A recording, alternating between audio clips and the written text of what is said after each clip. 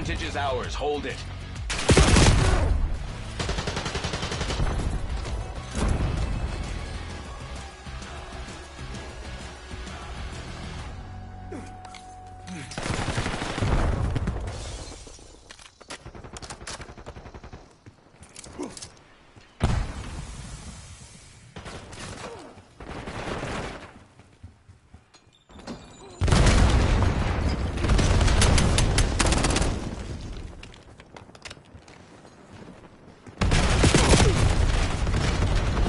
Falling behind.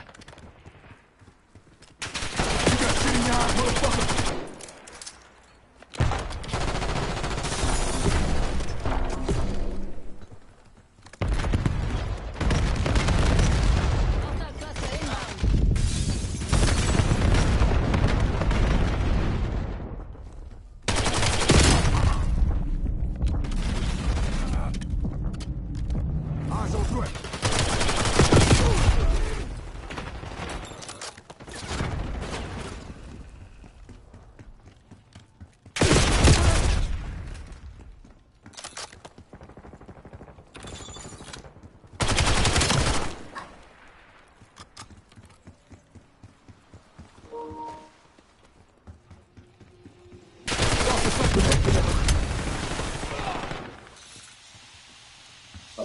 So because he wasn't part of these events, he still made a conscious decision. Now, initially, Tony Stark asked him this. Tony Stark said, hey, I'm just going to brief you because you're part of the Illuminati, you need to know what's going on. But his other question is, if you had to have made a choice, if you had to have chosen whether or not to banish the Hulk, which choice would you have made? Now, Charles Xavier doesn't initially answer himself. He simply pick up with the present day. Now, what this does, at least what this tie-in does, initially, at least by Christoph Gage, the way he does it just focuses largely on Charles Xavier just kind of reminding us that really Christoph Gage what things play in the community. Now, on the surface, this wouldn't really seem necessary, but a comic book that basically centers on the Incredible Hulk fighting the X-Men would draw attention no matter where people were in the realm of their understanding of comics. And so the great thing about this is it almost treats it like a self-contained story to a degree, in the sense that it starts with people with where the X-Men are at, if they haven't read anything about the X-Men up to this point. Now, again, after the events of House of M, we know that the Scarlet Witch's actions were on a multiverse level, in the sense that she took 90% of the population of the powers across the multiverse, not just the main line. It's a multiverse. They're going to that's the reason it's such a big deal in the Marvel timeline.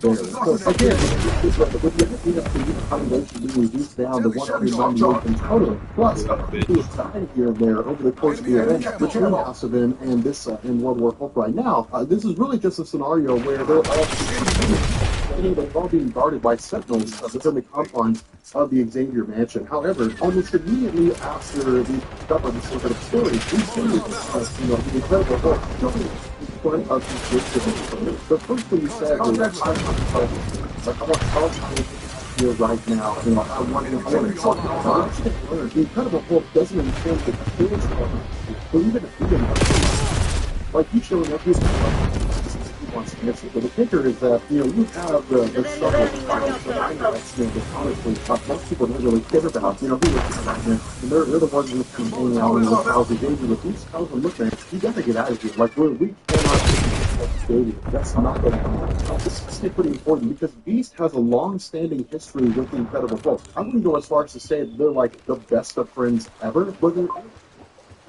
the two of them because Bruce Banner's a scientist, Beast is a scientist. They share a common ground in terms of their overall knowledge. And there's been a multitude of times where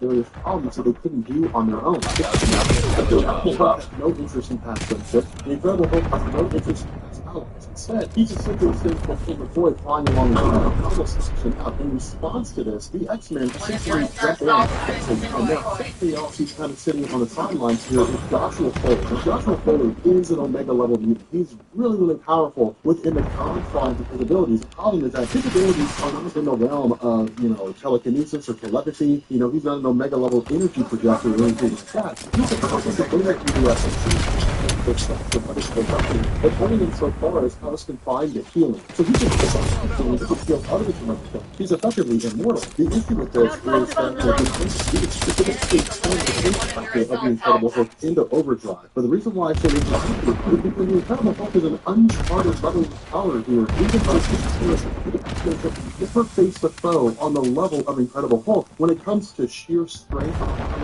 They faced wildly powerful beings.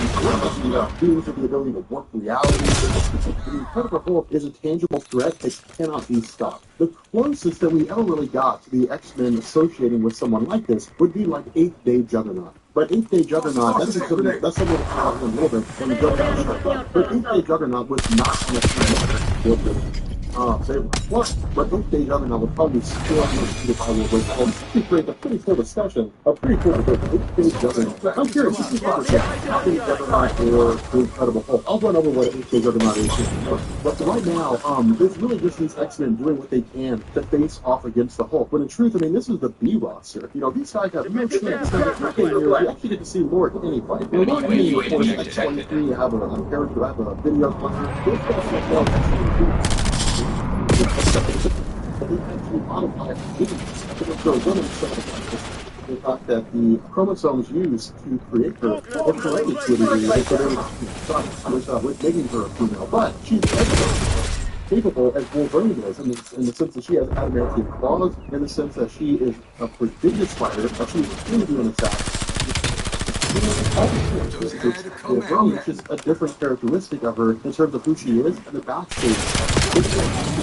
That while she does have the same kind of fighting ability as Wolverine, she doesn't have the same experience. And that's what makes a whole different thing. Now, she is capable because she's assassinated people, she's been in the but she's never gone toe-to-toe with the Incredible Hulk. Wolverine has gone against the Incredible Hulk in a multitude of cases. And so he breaks the Hulk effectively. And this proves itself in the fact that X-23 has no chance here.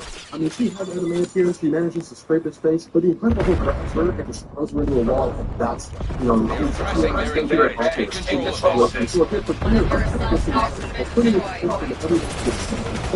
gets the A roster of the X-Men show. And this is where Brain Emma Frost, Colossus, Kitty Pryde. Colossus is actually a really cool situation in this fight too. It's really, really funny what happens. I mean, it's not funny what happens to him, but it's kind of funny. It's kind of funny. Like, it's just true. But the other thing is that the changes are looking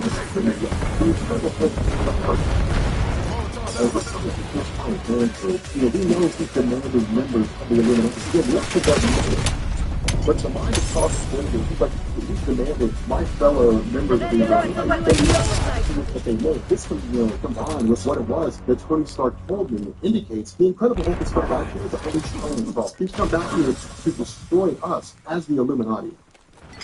So what we do here is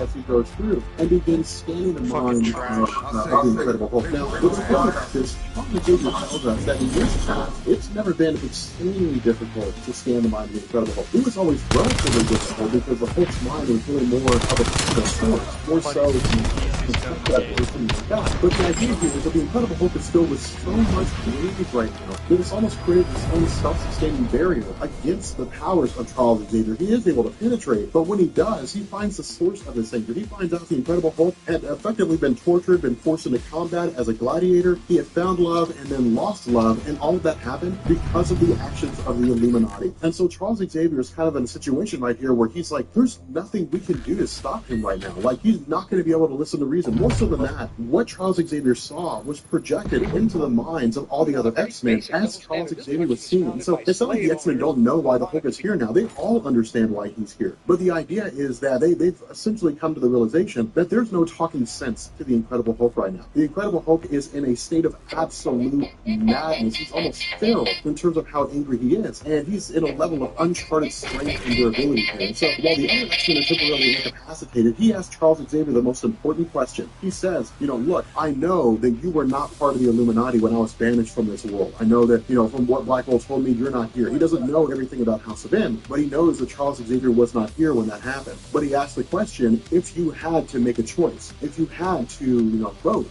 how would you have voted? Would you have kicked me out, or would you have kept me here on the planet Earth? Now, Charles Xavier does provide a definitive answer here. He beats around the bush for a little bit. You know, he kind of toys around for a little bit, but he says, look, I would not have agreed to kicking you out of Earth for eternity. I would not have forced you to leave. What I would have done is I would have said, we need to remove you from the Earth until we can find a cure. The problem with this, for the Incredible Hulk, is that there's no real difference here. Whether it was Charles Xavier, you know, banishing him or exiling him until they could find a cure, or exiling him forever, it's all the same thing. And the reason why we know this is because Charles Xavier says, look, fine, if you want to take me, you can take me. I will go with you. I will effectively give up. I will surrender. And the Hulk says, cool, let's go. But you know, of course, Colossus and the other X-Men step in, and they say, no, you're not taking Charles Xavier anywhere. Now, we know with the X-Men, they have a massive amount of respect for Charles Xavier, but this is that in-between period. This is that period where the line of X-Men publications are starting to see Cyclops begin to break away from the teachings of Charles Xavier and start to leave them behind. Now, all of that really came to a head in Avengers vs. X-Men, but the idea is that this is kind of the rift being torn. This is Cyclops beginning to look away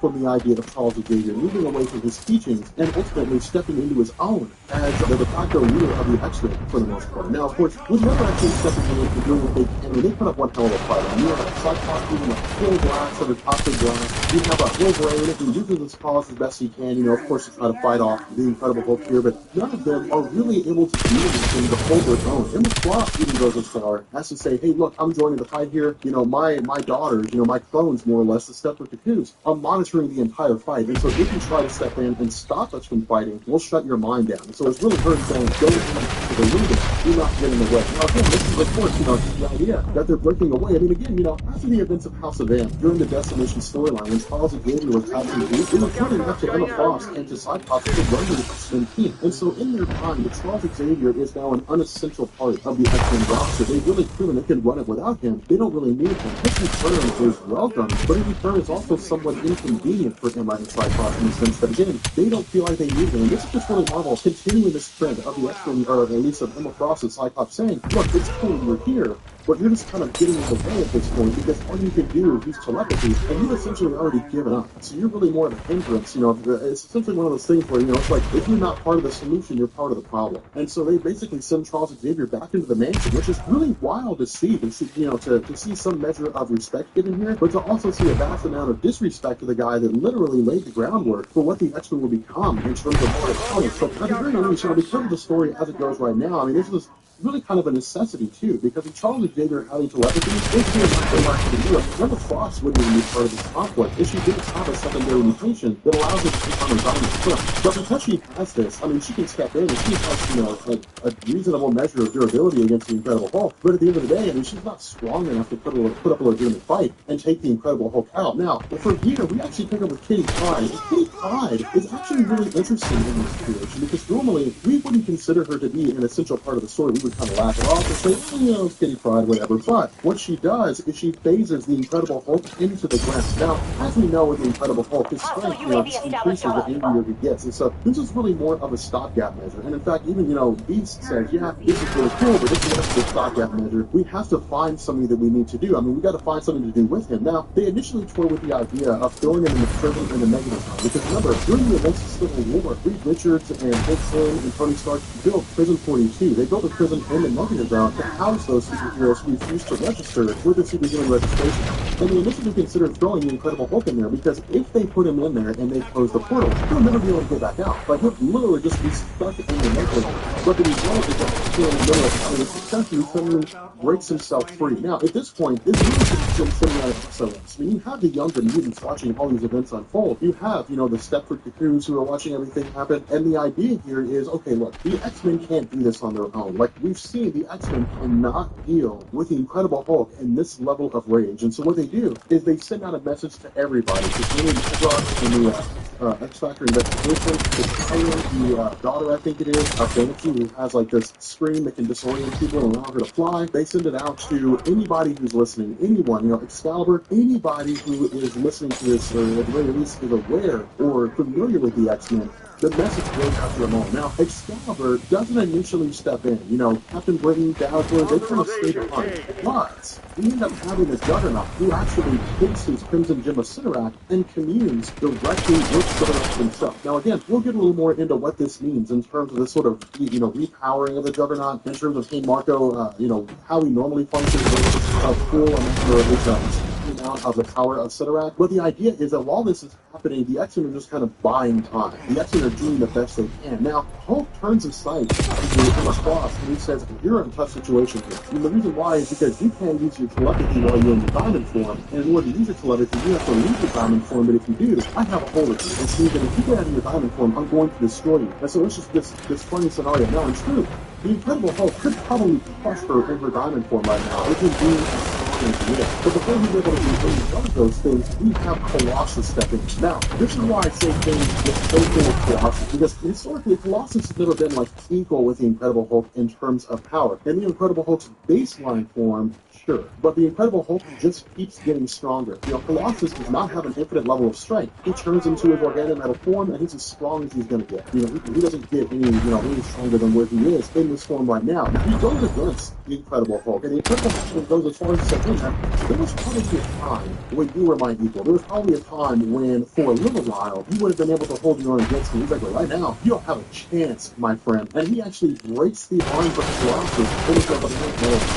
The reason why this is a big deal is because rarely have we ever seen anybody physically harm Colossus in his organic metal form. In truth, the only people who have been able to do that, or who could do that, are, of course, the Incredible Hulk in this situation, Magneto, who can control metal, Polaris, Magneto's daughter, who can control metal, and aside from that, that's really it. You know, I mean, you have like, you have no brain that advancement with the probably technically Colossus, but we've never really had a reason, aside from, you know, some what-if story somewhere where Wolverine kills him out of the universe, we never really had a reason to ask the question of whether or not Wolverine could puncture Colossus as only metal king. But the idea is that Wolverine effectively jumps back into the frame and begins going against the Incredible Hulk again. Now, you feel like half of this equation when it comes to the Hulk going against Wolverine. In almost all of their previous conflicts, Wolverine was always the smart guy. You know, the Hulk in their previous engagement was just raging. He was going on from the Wolverine. He was literally just fighting and punching, but never really thinking about what was going on. Whereas Wolverine was just able to outpace him, he was able to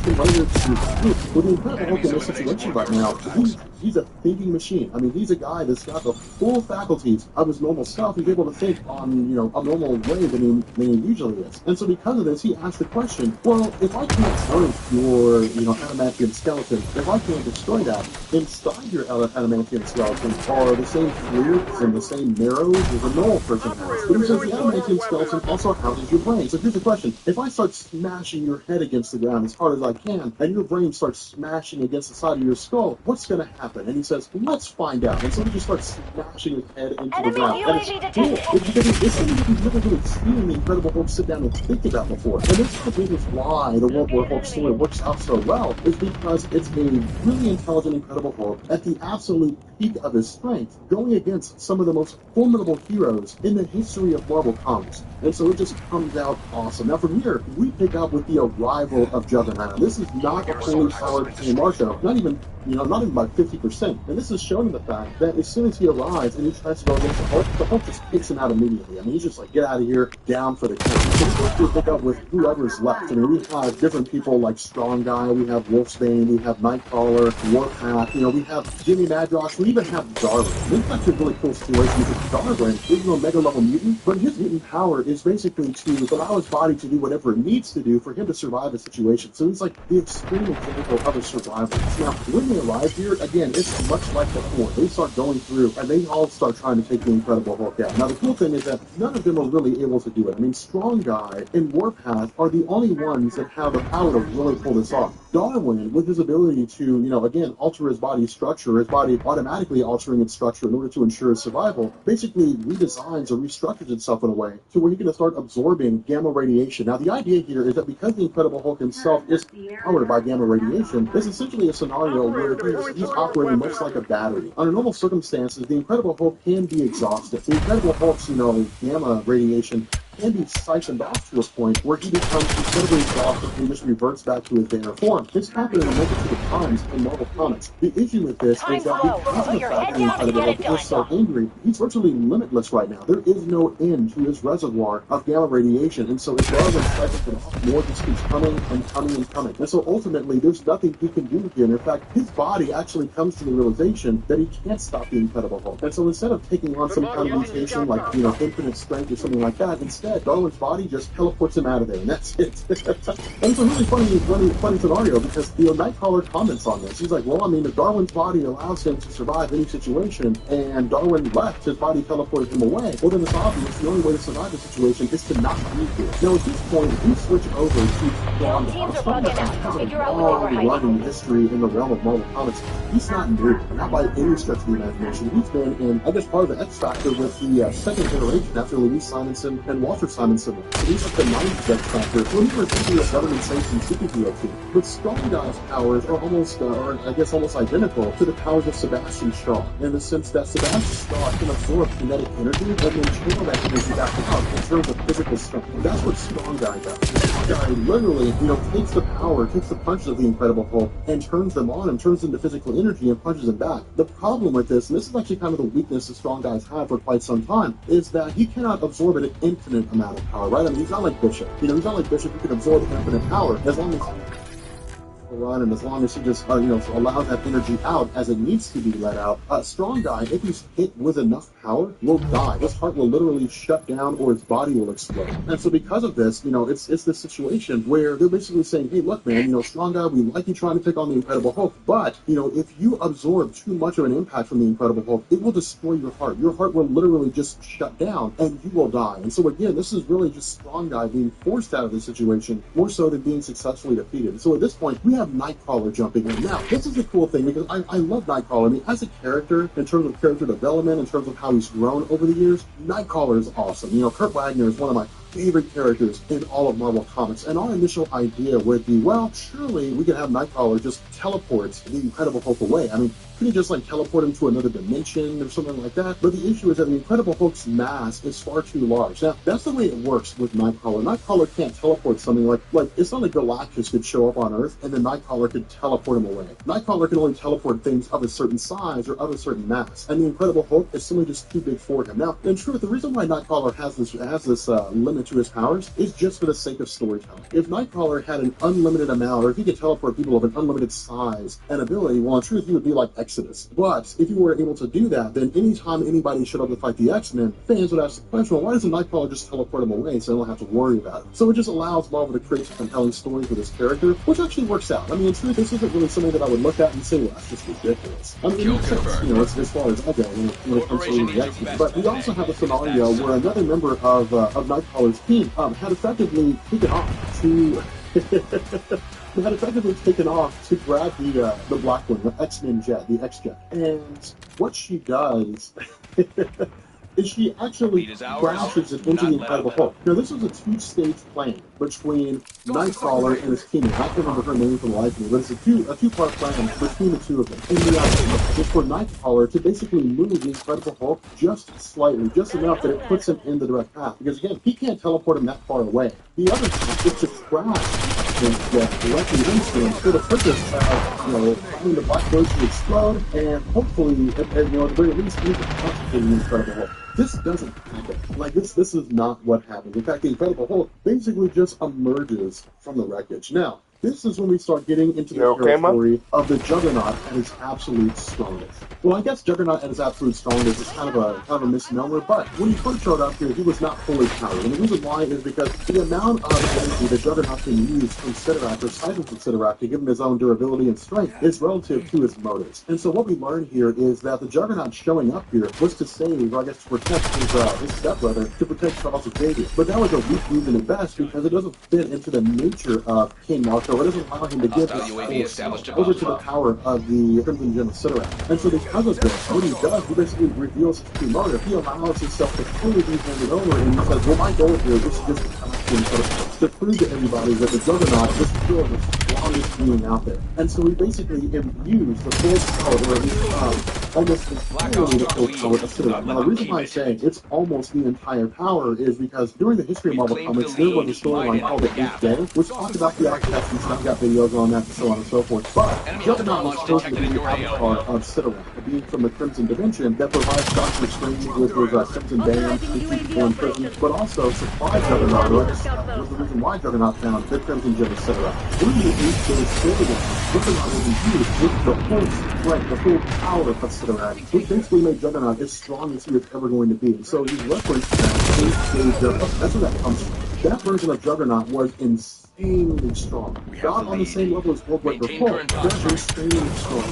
And so this version of Juggernaut basically goes against Hulk as best he can. And the Incredible Hulk recognizes, again, because this is Juggernaut, because he's as strong as he is, if the Juggernaut starts moving, no one's going to be able to guide the Worldbreaker Hulk. And so Worldbreaker Hulk's looking fine. Then you use your momentum against you and literally just sends him on his way. Now at this point, with Juggernaut running, it's really more a matter of momentum. And so as long as it takes him to get up to speed, it takes him as long, if not twice as long, to slow down, turn back around, and then head back to where he was before. So at this point, Hulk sits down and tells Charles Xavier, look man, it'll be a while before Juggernaut gets back here. And while we're waiting on him, you're going to come with me. Now, this is when Incredible Hulk basically learns about what went on behind the scenes. This is really him learning about the events of Decimation. This is him learning about how some of the mutants have been killed since the events of House of M. And so the Incredible Hulk, essentially, this is kind of a lackluster ending to the story, really. But the Incredible Hulk comes to the realization that Charles Xavier views the entire House of M event as his fault. Now, the reason why Charles Xavier says that, or why he views it as his fault, is because when the Scarlet Witch created the House of M, she had kidnapped Charles Xavier and used his telepathy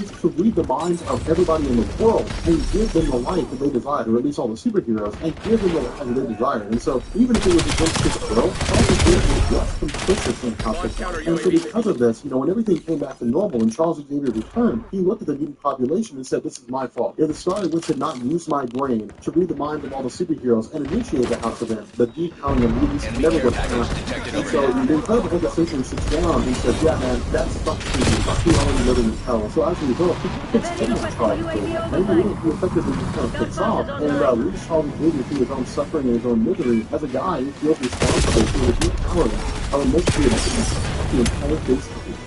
Hostile UAV established above. So continuing our discussion on World War Hulk, we picked up with the aftermath of both the Incredible Hulk fighting the X-Men as well as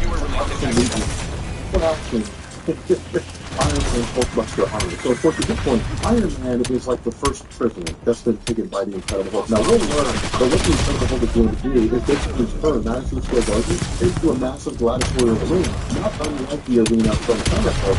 It was simply to try to force the Illuminati to fight one another. But in this aftermath, you actually have the Iron Fist gaining rank tied into Doctor Strange. This is a scenario whereby it's basically all the mystics on Earth, where there's no that still have their powers, allying themselves with one another. But they also look to Doctor Strange because of the fact that he's so powerful. Keep in mind, Doctor Strange, despite the fact that his power was reduced to during the run of New Avengers, it's still this idea that Doctor Strange could effectively eradicate the Incredible Hulk. This is a point that's brought up. This is a point that's brought up by Doctor Strange himself, where he says, "Yeah, I could destroy the Hulk, no problem. It'd be super easy to do." The problem with this is that we have to find another way. If I were to banish him to another planet, he would come back and he'd be angrier than he is right now because he's undeserved. But because not only that, the Incredible Hulk is an ally. He's not been a superhero. He's just simply pissed off because we really just brought this on ourselves. So he said, "I'm going to tell him, you have to find a different way." So from this point, we basically switched to the ground level of New York City itself, and it's really just whoever is left behind. And this is kind of important. We've been around Marvel Comics. The X-Men, again, as we have talked about, have been severely reduced in number, but not only that, the Incredible Hulk literally tore through all of them. And so, they're out of the equation. The X-Men are not going to be part of the situation. This is great. Effectively just kind of dwindling everything down to the point where only one hero is capable of going for the Incredible Hulk. We, of course, know that's the Sentry. But the idea is to also take what's left of the Avengers, Carol Danvers, Doc Samson, Spider-Man, Spider-Woman, Luke Cage, Ares, the God of War, it's pitting them against the Incredible Hulk and his forces in an effort to try to take them out. She-Hulk's here, but this is crazy because She-Hulk is one of the only characters in Marvel Comics that is as familiar with gamma radiation, where relatively smooth thermal radiation is the Incredible Hulk is, we partially receive the blood strike treatment from Bruce Banner. And so the reason why this matters is that once Banner, once he takes on the Incredible Hulk, as the only person that can really go toe-to-toe with the strike, or at least it's believed that he takes her out with the greatest of ease. In fact, she gives him a blunt force punch to the face. And so when he takes her out so quickly, without ever really breaking a sweat, she simply says, God help us. On this concept, this doesn't really seem relevant. But in the greater story, it's monumental. This is the fact that we're fighting a losing war. Like, we cannot win. Like, even if we were to defeat this war, even if we were to defeat, were to defeat Thor and Callaway and Throne, the same, even if we were to take all of them out, it wouldn't matter. Because then, we've got to deal with Big Papa Hulk. I can't even take a note for it now. I can see us taking prisoners, but my thing is that we could really take on the entirety of our superheroes. And what its goal is, actually kills the Hulk. And so, I mean, it's not like they have a bit of a chance. This is also kind of funny here, because this is also great at showing us just how strong this Incredible Hulk is. I mean, not that this is wrong because of the stones. I mean, this is very formidable. She has formidable as well. And some of those instances, I mean, these are kind of like the powerhouses. Raised about war, even just some of the strongest people. Now, one thing to keep in mind, this is something I want you to bear in mind too. Thor is not good. Remember, Thor was totally dead before the events of Ragnarok. And so right now, he's still in this afterlife kind of thing. That's how I know how Odin's son realized. Because I remember some of you guys, one of the first questions you're asking was, where the hell is Odin's son? Where's Thor in all of this? As far as the world's concerned, he's still dead. Now, he actually comes back after this during Michael Straczynski's run, I think, or maybe it's the start of Jason Aaron's run. I think it's Straczynski's run. But right now, he's out of the equation. He's out of the picture, which is why we simply don't see him. But transitioning over to the Fantastic Four, we effectively have Storm, the X-Men, we have Black Panther of Wakanda. We have Johnny Storm, Sue Storm, Reed Richards. They're basically putting their knowledge to task for the purpose of developing a device. They can, at least it seems as though it can reduce the powers of the Incredible Hulk, and it can bring him back down to his normal levels. But the problem with this is there's actually a debate between Reed Richards and Black Panther. And Black Panther says, hey man, you guys brought this on yourself. I'm doing this because this is a world war now, because the Incredible Hulk will kill everyone, not just you. So he could turn his sights on Wakanda and I'll be powerless to stop him. So it's really not Black Panther helping, Reed Richards because he wants to. He's helping Reed Richards because he has to. But if the Incredible Hulk just jumped out and said, hey guys, all I'm going to do is just kill the Illuminati and everybody else would be fine, Black Panther would have stayed in Wakanda. Like, he would have just been like, well, I mean, that's their problem. I told them, because remember when the Illuminati first formed, Brian Michael Bendis one shot, when the Illuminati first formed and they asked Black Panther to join their ranks, he turned them down and said, what you're doing here is going to lead to some major conflict later on. I don't know what that conflict is going to be. I don't know what the impact is going to be, but you are going to reap what you sow, and a reckoning will be coming. Well, this is the reckoning. This is the fruits of the Illuminati's labor. They sent the Hulk away, and he came back, unleashing absolute hell on the whole of humanity. And so once the Incredible Hulk becomes aware of the fact that the Fantastic Four are still working together, once he becomes aware of the fact that Reed Richards is sitting over there at the Baxter Building trying to find a way to take him out, of course, he travels over there. Now, obviously, with the Incredible Hulk right now, I mean, he takes out Johnny Storm. Now, this is not a small feat. I mean, this is not a small thing. And keep in mind, when it comes to, like, energy-based powers, Johnny Storm, it's insane how powerful he is. He's effectively the sun when he beefs up to the absolute extreme of his powers. I mean, when he blasts the Incredible Hulk, I mean, he's not blasting him with the full might, simply because if he did, he would destroy the world. But he's blasting him with enough energy to try to defeat the Incredible Hulk without destroying the world. Now, this is Greg Pak basically telling us, if Johnny Storm were going to move the full extent of the world, that's how we're going to start to destroy the Incredible Hulk. He would annihilate the Earth for the process along with himself, and there's no guarantee he would still succeed. There's an insanely good chance the Incredible Hulk would survive. He would continue living on because his range of durability is so extreme right now. It's beyond anything that anybody's ever seen, that anybody can ever really withstand. In fact, let's just find out that the Incredible Hulk's power is on par with cosmic entities right now. Like, with his physical strength is on par with cosmic entities in all universe. Doctor Strange. But we of course have Ben Grimm stepping in. Ben Grimm's like, got nothing to offer here. I mean, it's almost pathetic. Ben Grimm gets punches in, and then his head gets smashed, and that's it. I mean, he gets two swings, and then that's the end of him. Like, he's literally taken down. Now, keep in mind, the Incredible Hulk didn't kill him. Because the Incredible Hulk's not there to kill Ben Grimm. The Incredible Hulk's not there to kill anybody. He's there to capture people. If they side is going to die and in the process of being captured, well then, worse for them, better for the Hulk. But in his mind, all he wants to do is take them prisoners. Now, at this point, we're met with what seems to be the Sentry. This is why I say the Sentry is an important character, because if you see the character in mind, that is able to fight the Incredible Hulk in its warlike form to a standstill. I mean, that's what we'll actually see later on. But at this point, there's nothing seems to be calming him down, because remember, the Sentry radiates energy that quite literally calms the Incredible Hulk. Not only that, the Incredible Hulk always referred to him as Golden Man, and that goes back to the era of Paul Jr.'s discovery when they first introduced the Sentry to all the time. But the Sentry's there is how we're going to subdue the Hulk. The problem with this is that this is not the Sentry. This is actually Reed Richards. And Reed Richards had basically constructed a device that allowed him to synthesize the energies of the Sentry and attempt to evolve the issue with this is that energy is so cannot be calmed down. And so this seems like the fight is, between Sentry and Hulk himself, it's basically just going to come down to brute force. Who can overpower the other? So if Reed Richards can be taken out, or Steven Stone steps into the play. And Steven Stone, I guess, elects force fields for the purpose of trying to contain the Incredible Hulk, or at the very least, trying to contain her husband. Now, what's really interesting about this is this is also Greg Pak reminding us where Steven Stone stands. People tend to forget just how capable Greg Pak is. People look at the Fantastic Four and they're like, when you look at we look at Worldbreaker, Hulk, and so on and so forth, and who are the Fantastic Four really? What are they really capable of? Well, they're capable of a lot. The sun and a little bit beyond in terms of the power. Steven Stone to create virtually indestructible force fields that some cosmic entities can't penetrate. That Galactus has actually had a hard time penetrating before. And so it's not as though they just kind of explore stuff, and they invent things and they have a good time and they have a kid that can warp reality. But they make it clear are extremely capable in terms of their abilities. Now, I love that Greg Pak reminded us of this. I'm glad that he talked about this. There we go. I can't talk. I'm glad he reminded us of this, because it's something very, very easy to forget when you look around the rest of the Marvel universe. Now, Reed Richards himself, of course, with Mr. Fantastic, trying to stretch himself around, does what he can to subdue the Incredible Hulk, but in the end, he's just kind of pounded into the ground. Now, this is really just writing for the sake of having it. In response to the fact that Reed Richards is defeated and essentially taken prisoner as part of the Incredible Hulk's last day of living, we have Steven Storm contact the Sentry. This is really a recurring theme. This is what's going to happen in the story over and over and over again. There's going to be people just pleading to the Sentry, and this is what Greg Pak's leading to. I mean, this is the basis behind this, is he's saying everyone is begging the Sentry to step in. Because, I've made videos like, hey, look, Robert Reynolds is a medical business. People do it. Like, you're in a Marvel Superman,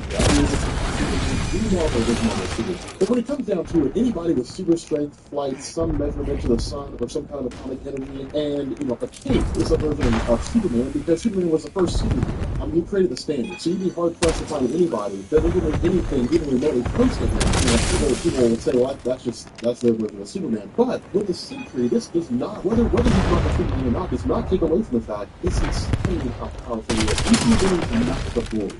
Or even when he's just the Sentry, Robert Reynolds, and he keeps his powers in check, he doesn't allow his powers to go unlimited in terms of their abilities, it doesn't take away from the fact that the Sentry is powerful in terms of his abilities. I mean, it's night and day. And what this story does, actually, this is one of the reasons why having him in World War Hulk was so important, is because it showed us the full limits of his power when he is the Sentry. Exactly what his upper limits are, and how far he can go before his body just kind of dissipates and breaks down to his normal form. But what we end up doing is we actually pick up with the Incredible Hulk as he's taking Reed Richards back to his prison, and he's met with Rick Jones. Now, this is a quintessential example of the phrase, and a child will save us, because Rick Jones has no powers, at least not right now. He's not Avon. He's just a regular, but he's one of the Incredible Hulk's oldest stars. And the reason why I say that is because when Bruce Banner was first exposed to the Gamma Bomb, it was because he was running out to the field to push Rick Jones out of breath. Rick Jones was saved, but Bruce Banner was blasted with the effects of the Gamma Bomb, and the Incredible Hulk was born. But Rick Jones was always the one guy who was in Bruce Banner's corner, no matter what happened. Come what may, Bruce Banner could trust anyone.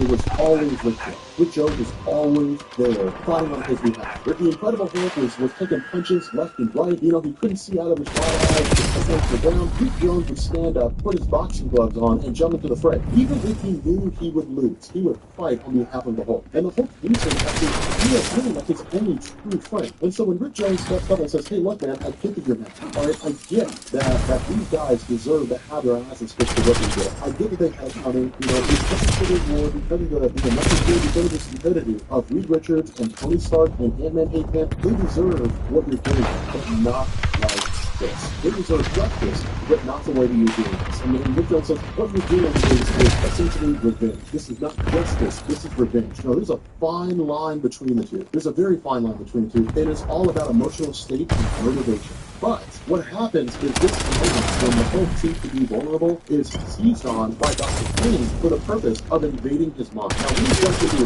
can and basically encounters the Incredible Hulk. He does what he can with equal of instinct, but also allows, there's superheroes that can play for the purpose of trying to take the Incredible Hulk out. More so than that, Hulk don't even Hercules, Hulk don't even these guys, it doesn't make much of a difference. The Incredible Hulk is still able to tear them down. The reason why Doctor Strange wasn't able to really stay in his head is because the Incredible Hulk effectively had to open himself up. Whether he intended to or not, if Doctor Strange cannot go into the Incredible Hulk's mind, he has to open it up. And the fact that the Incredible Hulk is stopping from the dream makes that almost impossible. It's because of the fact that essentially all of the Avengers have killed. Because of the Earth superheroes are all the Earth superheroes are incapable of taking down the Incredible Hulk in this world with their whole form.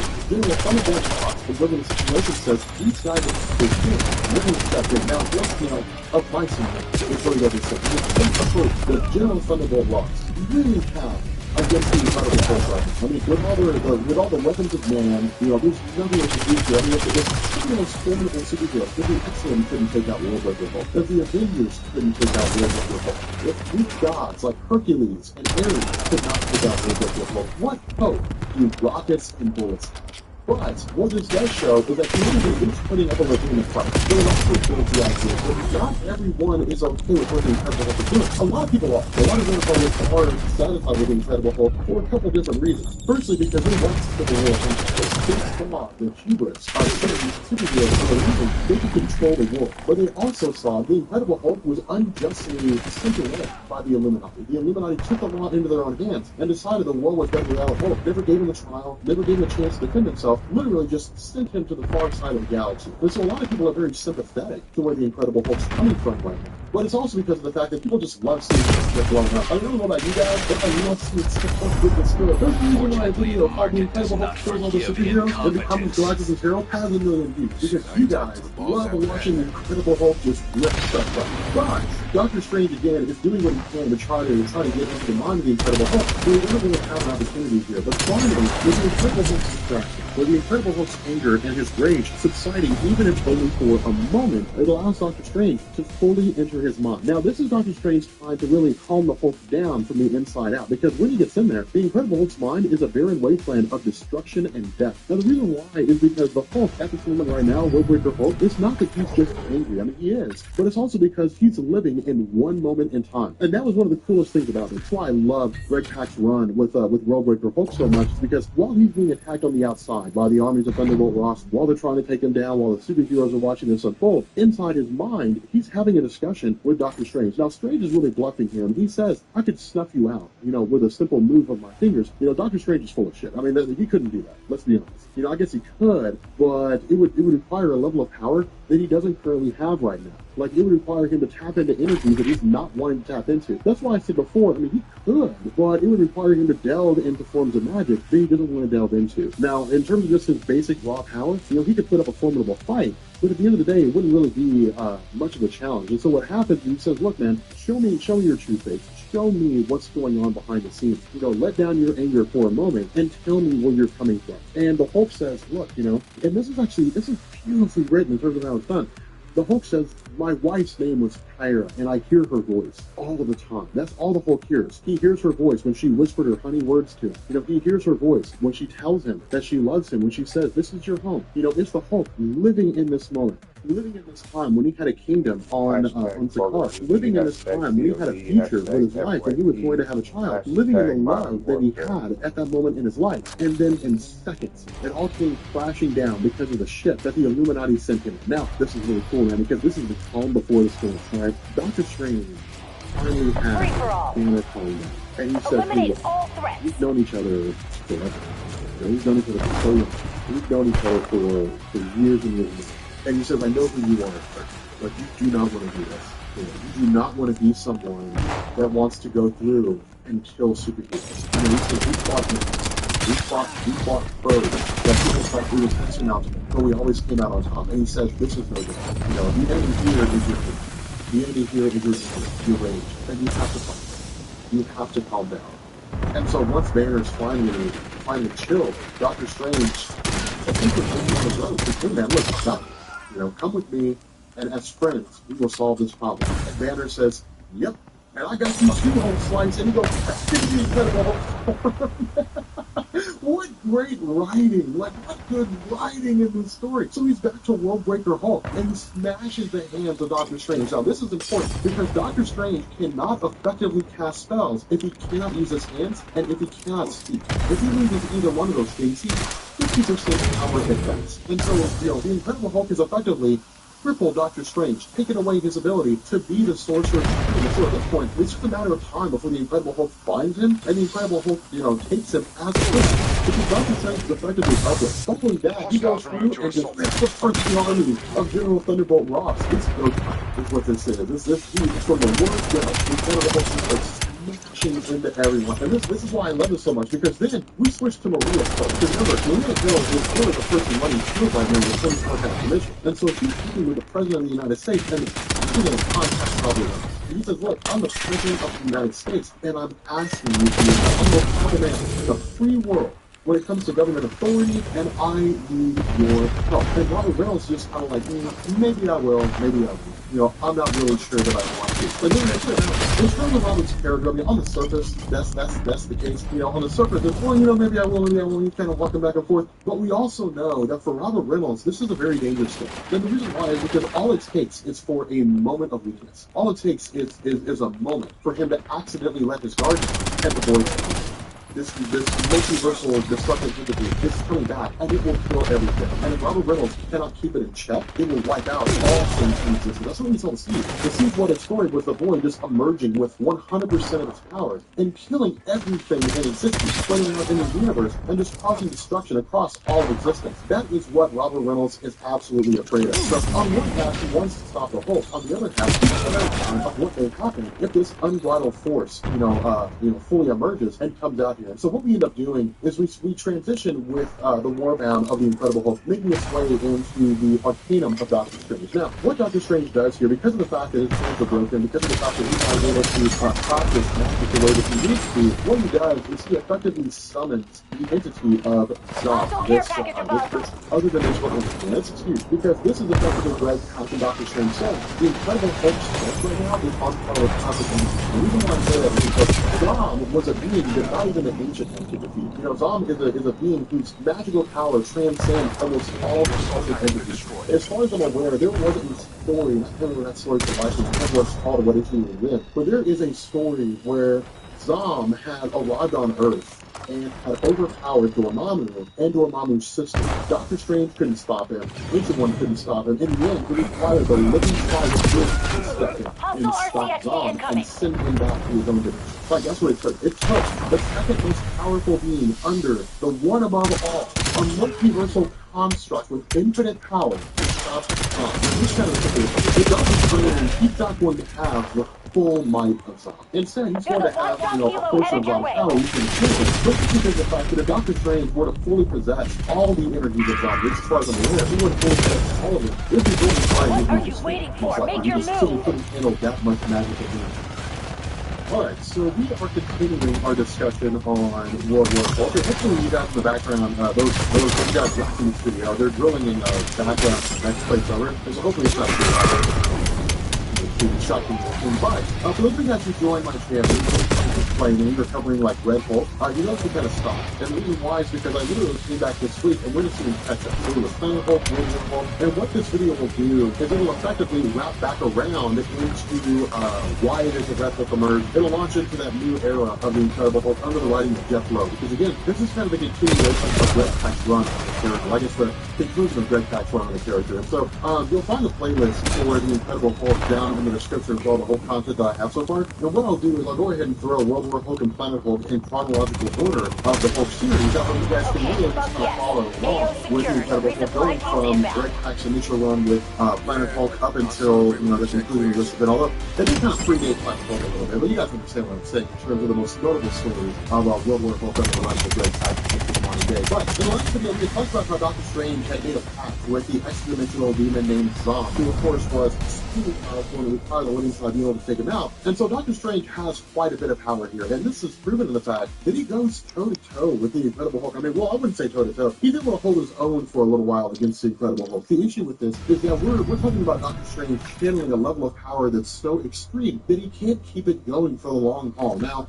with regards to the Hulk himself, what's funny about this is that Doctor Strange almost feels himself being corrupted by Zom's power, and that's really the way it works. I mean, we're talking about beings in the Marvel Universe from extra dimensions. When a person takes on the power of one of those beings, that power will corrupt them. That power will alter their perception. It will take away from what it is that makes them who they are and turn them into something much, much darker. And that's what happens with Doctor Strange. The power is so extreme, the hate, the anger, the rage of Zom is so extreme that it actually permeates throughout his entire being. Now, this all really comes to a head when Doctor Strange loses sight of protecting those civilians that are watching the fight unfold as he's fighting the Incredible Hulk. And when he throws him into a building, the building comes crashing down around him, and the Incredible Hulk is actually able to save some of these people. Now, he's able to break them out of the rubble, and Doctor Strange immediately becomes remorseful. But this goes towards the Incredible Hulk's larger plan of depicting Doctor Strange, along with the rest of the Illuminati, as villains at heart, as opposed to actual superheroes. And this goes to its credence. So when it came down to it, Doctor Strange lost sight of the bigger picture. I mean, he basically became a bad guy. And in doing so,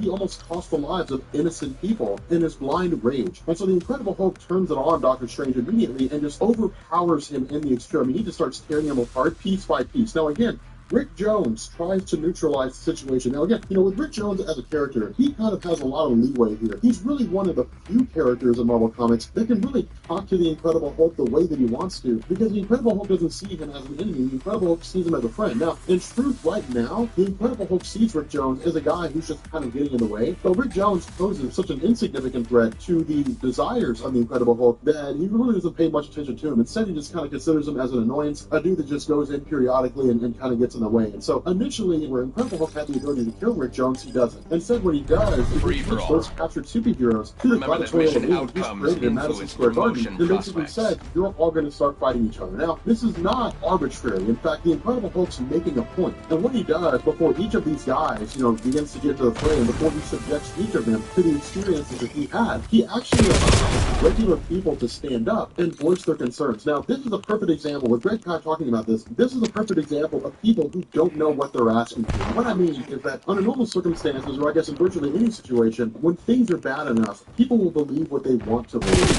In this situation, things have become extremely dire in the Marvel Universe. And I don't mean just the Incredible Hulk waging war, I mean everything up to this point. Civil War, the idea of the Superhuman Registration Act, the 50-state initiative, things before that, you know, Operation Galactic Storm, the Kree Skrull War, you know, maximum security, all these events have just continually led to the fact that humanity was becoming fed up with superheroes as they existed now. But in their blindness, in their anger, and in their refusal or their inability to know all the facts, they make the best decisions they can, but they make boneheaded decisions. And what they do is they say, well, we want the Incredible Hulk law. Now, the law the Incredible Hulk is posing here is solving problems through gladiatorial combat. I can almost guarantee you none of these people would survive a gladiatorial thing, but they look to the short term, they don't look to the long term. They don't look to the question of, well, what happens 5 years from now? What happens 10, 15 years from now? Instead, they're looking at what happens tomorrow. Now, in truth, this is Greg Pak just showing how dire the situation is. And these people are so desperate for something other than what they had that they'll take virtually anything if it's not what they have had. And so then we have our individuals speaking up. We have the nephew of Bill Foster, who was killed when Reed Richards and Tony Stark cloned Thor, and that Ragnarok character began tearing through all the superheroes and killed Bill Foster. It's basically victims of people who have lost loved ones because of the actions of the superheroes. But again, it's just one of these instances where they look at all the other superheroes and they see a problem, instead of saying, are there some superheroes out there who are genuinely doing good things? And so again, from here, we basically get the Incredible Hulk putting each of these guys through the ringer in the sense that he said when he first arrived, he had to fight these various monsters and these organisms and so on that were on the planet, and he makes them go against, one of these giant monsters. Of course, that monster is essentially defeated, but then he says the next thing I had to do is I had to fight my kind. I had to fight people like me in the Gladys Warrior games using obedience discs. And of course, these guys have already been planted with the obedience discs. Reed Richards, Black Bolt, Tony Stark, Doctor Strange, they've already had obedience discs going on them, and so they essentially have to do what they're told. They have to fry their brain in the process. And so he says, you guys now have to go against each other and fight each one of each other. And they don't. They don't want to. Well, I mean, they have to, but they don't really want to. They're doing it because they're forced to, not because they actually want to. Now, this again is where Greg Pak basically says that people will always become their own worst enemies. And the reason why is because while this event's unfolding, while this conflict is taking place, the people who are watching it begin to switch away from, yeah, these heroes, they need to understand that it's not okay doing what they want to. They basically start demanding blood. They're like, kill, kill, kill, kill, kill. And this shows that people will become swept up in this situation, and it shows the fact that people don't usually think rationally in times of that situation. They just feel rationally. And so what we had is Tony Stark effectively using whatever tools are available to him in order to hack into the technology of the Death's Head Guard. Because again, they're basically just machines. And so as he hacks into the Death's Head Guard, he is able to turn them momentarily against some of the forces of the Incredible Hulk. The issue with this is that with Elway using the staff to control the obedience disc, she says, well fine, if you want to use the machines, then we can use the machines. And she forces Tony Stark to use the machines to basically attack all of them. And so again, it's really showing the Illuminati that they don't have to look out. Just kind of and walk away from this whole thing. Instead, there's consequences. They're going to have to fight to the death. And so finally, after all this is said and done, with all this being broadcast on TV, with Tony Stark on the verge of being killed, and the decision being made by the Incredible Hulk, whether he gets a thumbs up or a thumbs down, Robert Reynolds has had enough. Robert Reynolds is tired of watching all this unfold. He's tired of seeing the Incredible Hulk become so violent. He's tired of seeing some of those heroes forced to fight against one another. He's tired of standing by and watching all this unfold. Not only that, he also knows he's the only person that can go against the Incredible Hulk, and that's what he does. He says, okay, let's bring this conflict to an end. Let's finally have this stop. And so he takes off for Madison Square Garden. Now, again, it takes him a few minutes to get there, but now I would really say seconds for him to get there. But in the time that it takes to get there, you again have, Reed Richards, who's more or less being forced to kill Tony Stark. But while this is happening, Tony Stark was effectively able to hack into the obedience disc and effectively force his obedience disc to be dissolved and allow him to move freely, or at the very least to get away from the conflict. And so, in response to this, Reed Richards keeps trying to re-listen to the Incredible Hulk. We're not the reason why your people were killed. Now, we'll actually find out that he's right, that the show was not a bomb. It was not designed to explode after some predetermined amount of time. Instead, someone screwed it. Someone set it up to deal with. But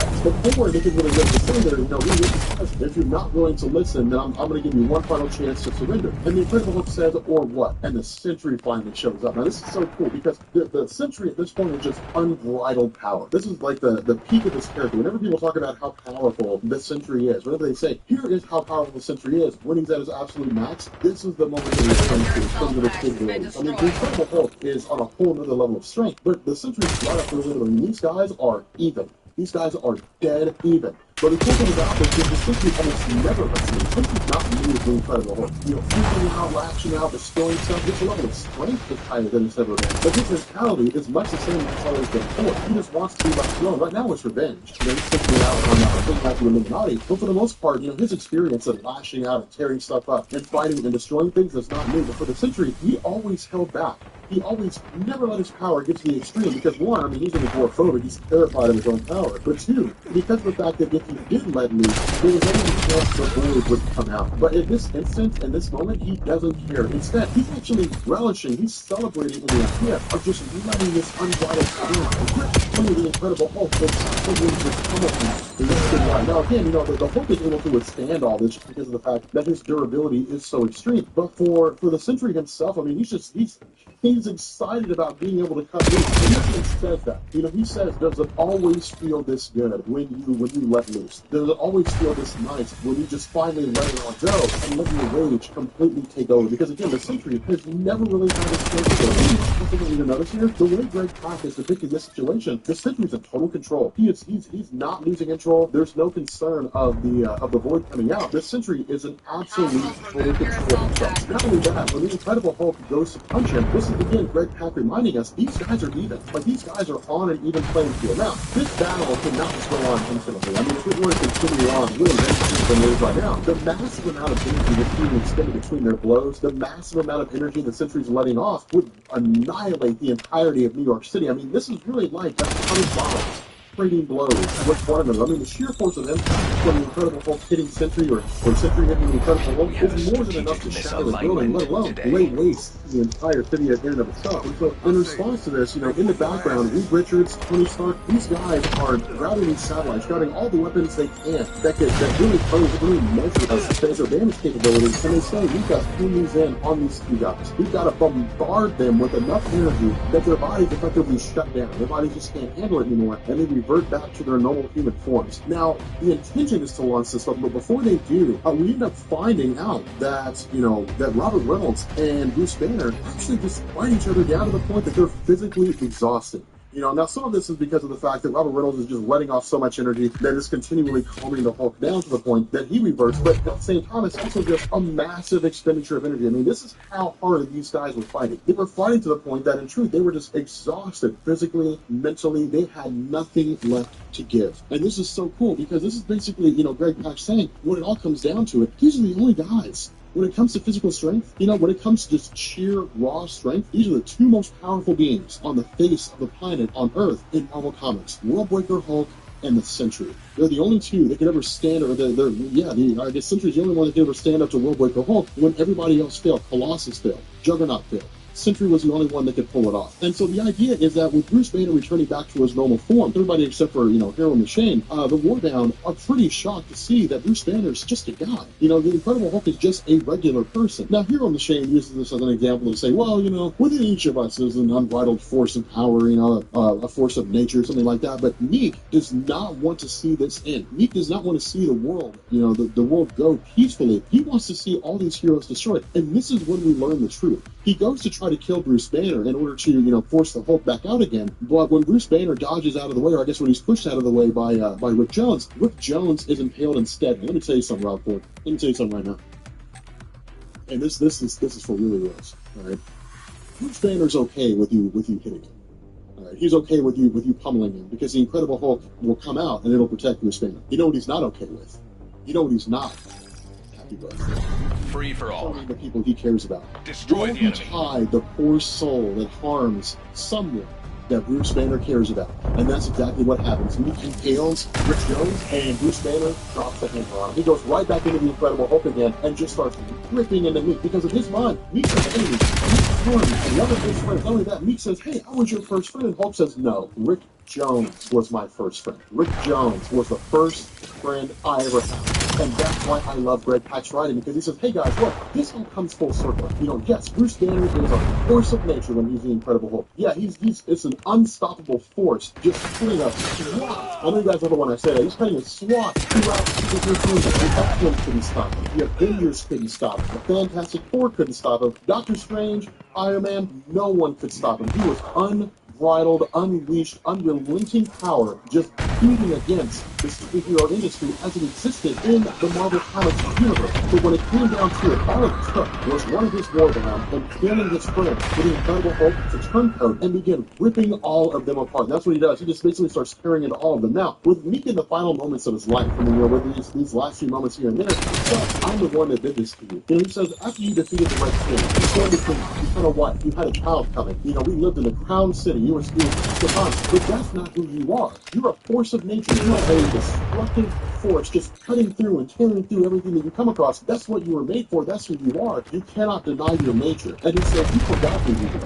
When you married, when you had a child, when you fathered a child, when you formed a kingdom, when you ushered in an era of peace and united the clans on Sakaar, you forgot who you were. And I set off that bomb and I destroyed the city because I wanted you to remember who you were. The Incredible Hulk? Wrong answer. The Incredible Hulk. He doesn't, initially he doesn't even do anything. He's literally just in the background watching these events unfold. And this, man, let me tell you something, people. Let me tell you something, Anyway, this is when the Incredible Hulk is at its absolute. Hostile skewer inbound. It's momentary. It's a moment in time. This is the equivalent of Thor, absorbing the runes and becoming the multiversal Rune King Thor. This is the Hulk beyond any level of strength that's ever been, even in this point in time. All right, Meek is killed by one of the Warped, by that Brood. That Brood who's outraged at the fact that Meek would just sacrifice millions of people and their own kingdom for the purpose of, jumpstarting the Hulk's reign. The Hulk himself, when they turn around and they say, hey man, are you okay? He's like, no, I'm not. And he just freaks. He smashes his hand, he doesn't clap, almost shatters the entirety of the New York skyline. And this is just, I've never seen the Incredible Hulk so bad before. But the kicker about this is the Incredible Hulk's not mad at anybody else but himself. Because in his mind, he walks out of his honor. Not only that, in his rage, he stomps on the ground. Now, we're told that he shakes the eastern seaboard. I would disagree. I think he shakes the world. I think with someone with rage like this, he almost breaks the world.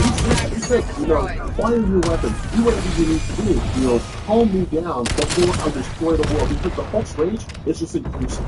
By the second, he's getting madder and madder and madder and madder. This is a true depiction of the infinite rage of the Incredible Hulk. There's no calming him down. It's just getting madder and madder and angrier and angrier and stronger and stronger. And it'll get to the point where he will destroy the world by stomping on the ground if he continues to get as angry as he's getting. And so because of this, Tony Stark says, okay, fine, on this mark, fire your weapons. So they end up firing off, the weapons on all these different satellites, and in response, Bruce Banner is bombarded with this massive amount of energy discharge, and it forces the Incredible Hulk back into its normal form. But, as Bruce Banner, this really just kind of rounds out the story, because as Banner, he's effectively subdued. He's not dead, but he's effectively subdued. And what they do is they essentially tranquilize him to a degree. Of course, they take his warbound into custody, and they end up taking him out to the middle of the Mojave Desert, taking him out to a facility, and then putting him 3 miles underground, so that if he ever were to lose it again, he'd be stuck on the ground, and people would have at least some measure of notification that he was going to lose his mind. But this right here wraps back around. All right, so this brings us to the introduction of Red Hulk in Jeff Loeb's Incredible Hulk run. This is 1 year long run and 2 volumes. But if you guys are new here to Comics Explained and you guys enjoyed this video, make sure you hit that subscribe button. If you guys like this video, drop a like and leave a comment down below. Let me know what you guys thought about Worldbreaker Hulk, because World War Hulk, because I got to tell you, man, it's one of my favorite stories. One of my favorite stories. I think it gets better though when we get to Fall Hulks and we get to World War Hulks, when everyone becomes a Hulk. Everyone. Spider-Man becomes the Hulk, everyone. But it's a really, really cool series of events that come out here in the next, little while. I think we're gonna have a pretty exciting next few weeks in terms of releasing our Hulk videos. But with that being said, guys, we're gonna bring this video to an end, and yeah, I will catch you all later. Peace. Enemy scout pulse active.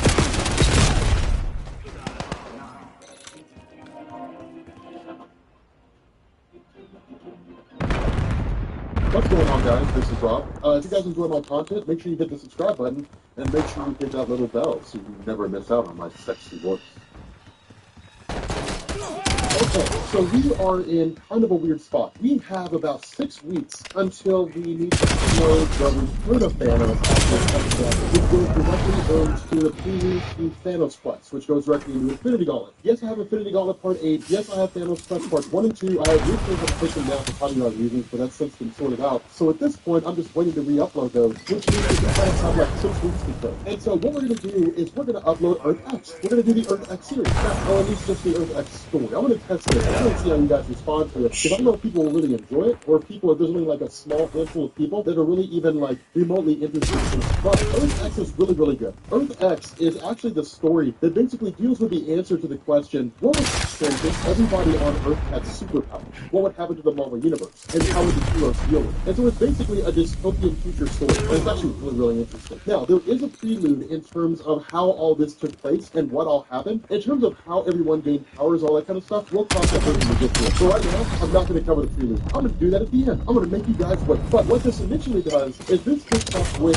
Captain America Steve Rogers. And this basically tells the origin story of the character. And that's something that I want you guys to know. With this the way this picks up is the origin stories for the characters are largely the same. They're largely the kind of stories we're familiar with. There's small changes here and there, but largely, for the most part, the origin story is the same. For example, Steve Rogers took the super soldier serum and became Captain America. He eventually went on to fight against the Red Skull during World War II, and the various, German powers and so on and so forth. And then what we ended up having was this Rose explosion. Now, here's a big difference between Earth X and the main Marvel Universe. Something that I want you guys to notice. With the basically deals with the answer to the question, what would happen if everybody on Earth had superpowers? You want to What would explain happen this to the Marvel board? Universe? Turn And how would this the heroes around. deal with it? And so it's basically a dystopian story. And it's actually really, really interesting. Now, there is a prelude in terms of how all this took place and what all happened. In terms of how everyone gained powers, all that kind of stuff, we'll cross that bridge when we get to it. But right now, I'm not going to cover the prelude. I'm going to do that at the end. I'm going to make you guys wait. But what this initially does is this picks up with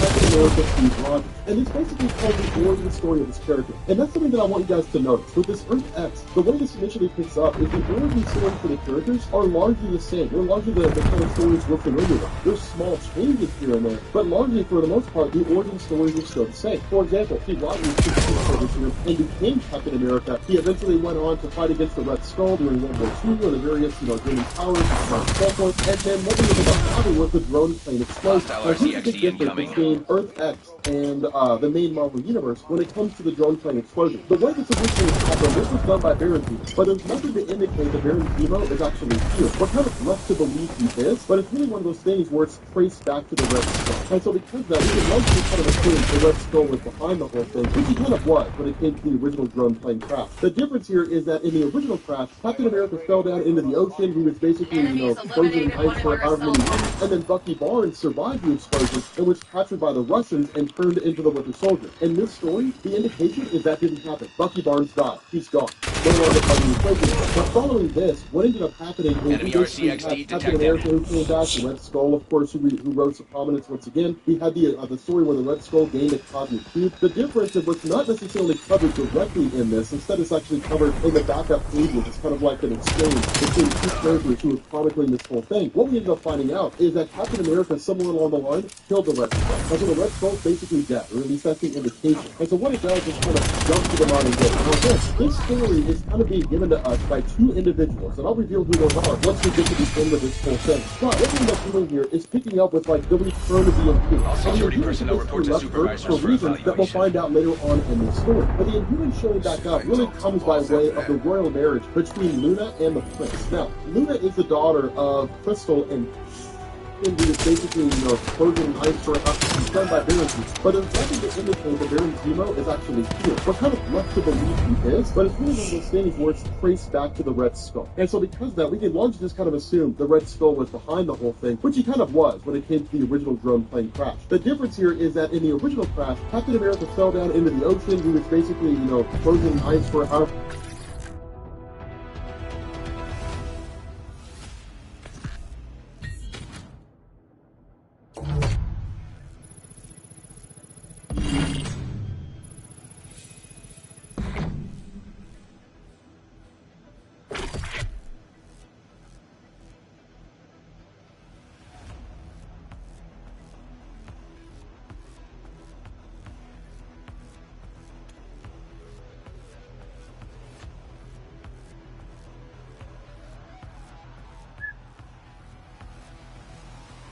¿Dónde?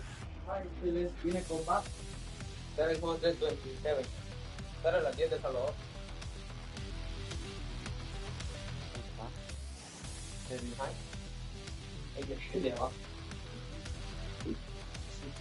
¿Cuándo sale de ti?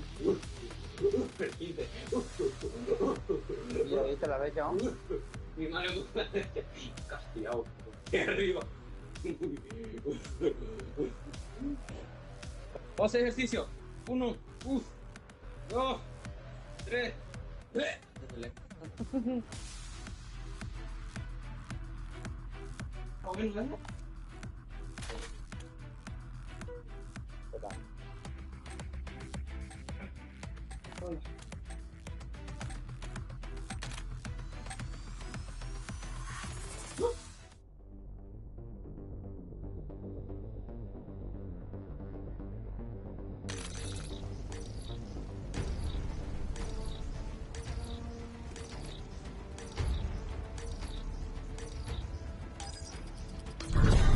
Free for all.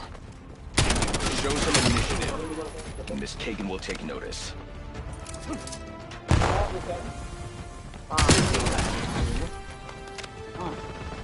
12:45. 12:45.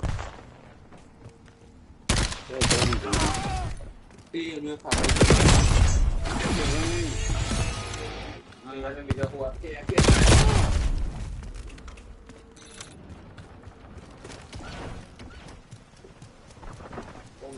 Ahí está.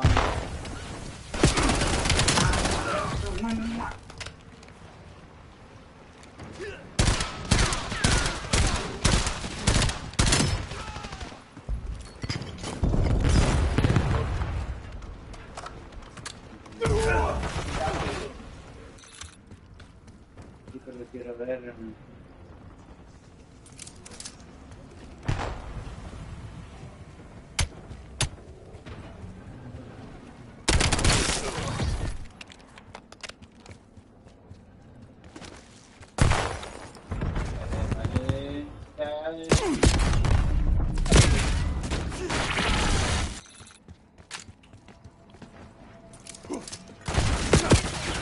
Mate, mentira que yo lo voy a buscar ahorita.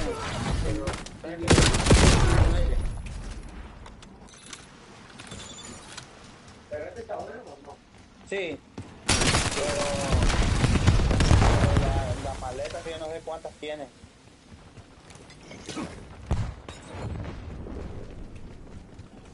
Pero ahorita lo chequeo yo, dile.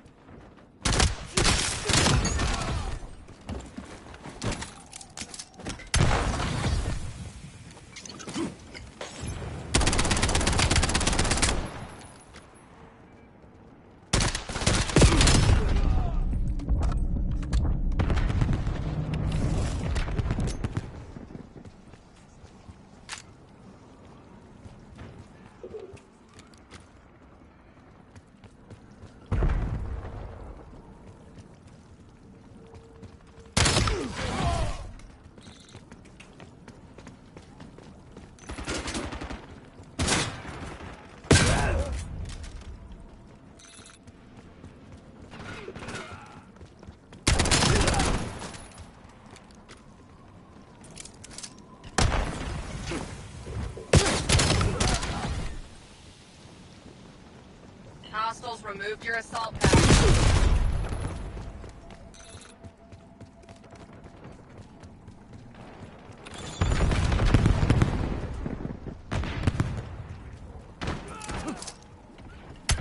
Skewer release detected.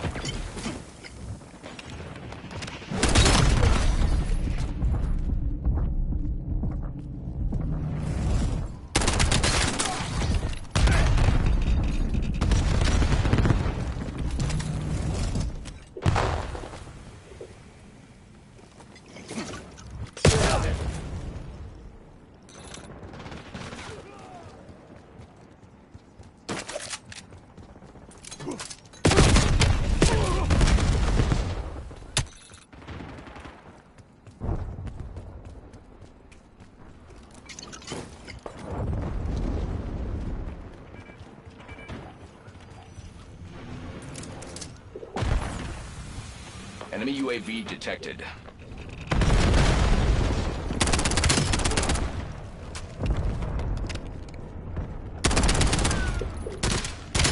Hostile skewer inbound.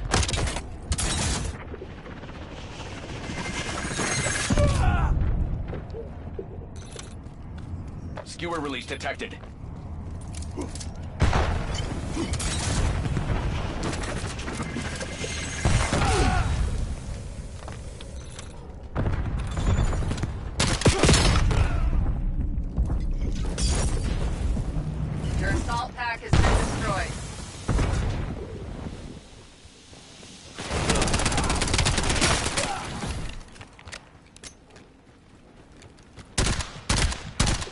Performance is trending below acceptable threshold.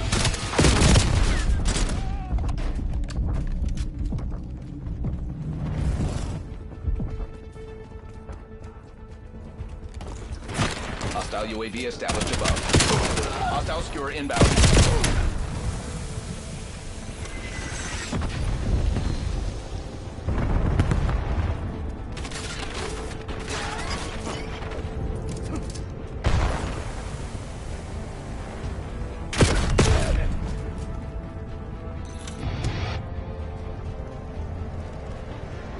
Hostiles removed your assault pack.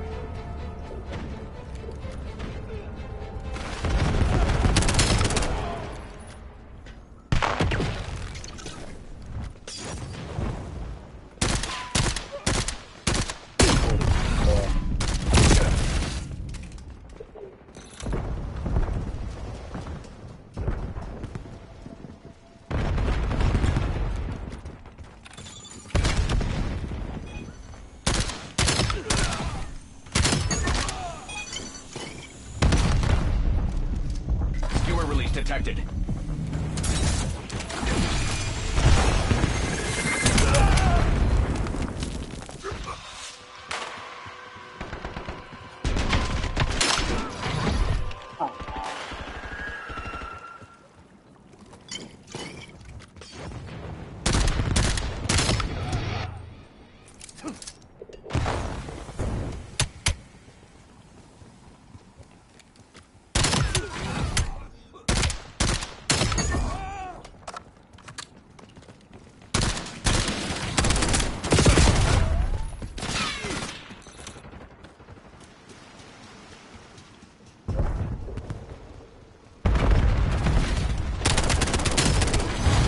Corporate appreciates your role in today's success.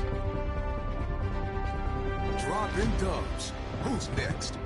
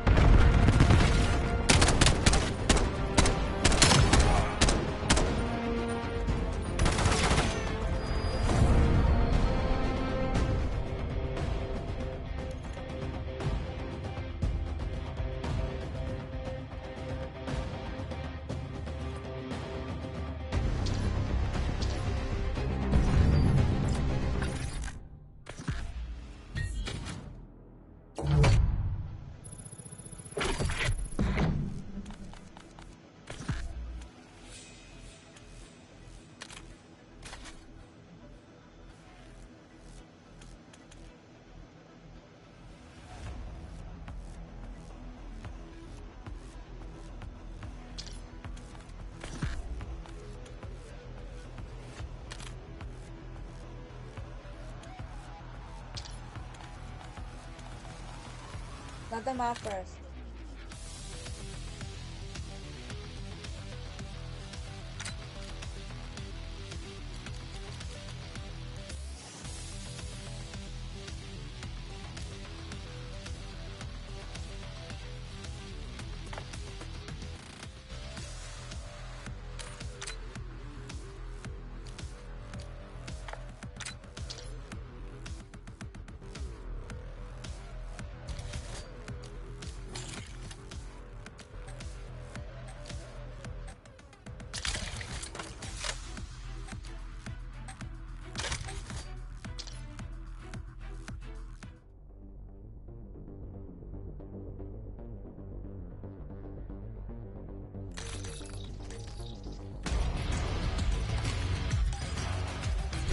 Team Deathmatch.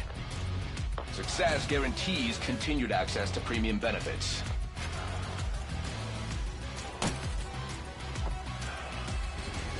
The advantage is ours. Hold it.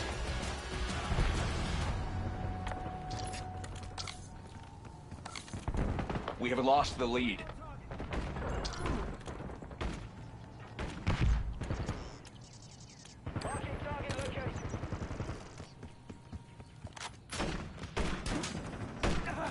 Lead is ours. Do not let up.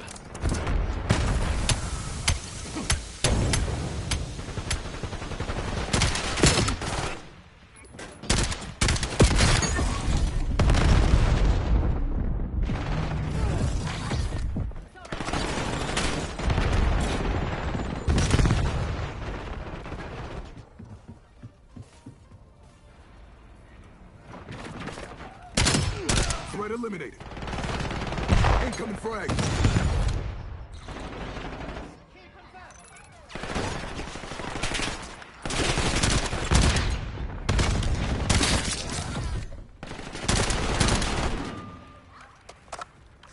Enemy UAV detected.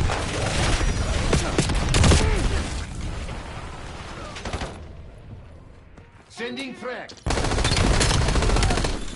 Next target.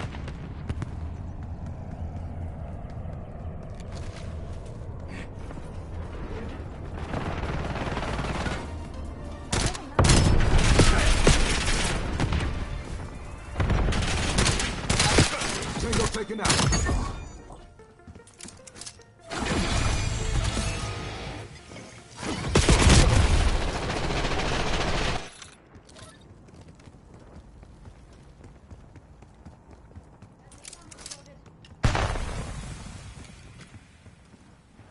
Enemy sight.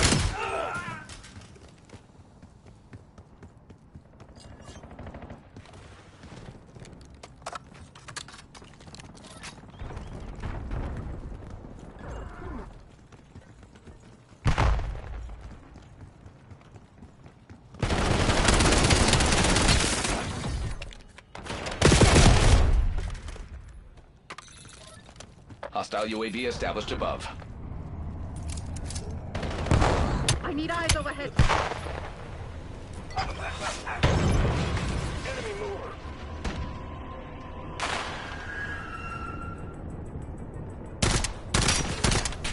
Sniper working.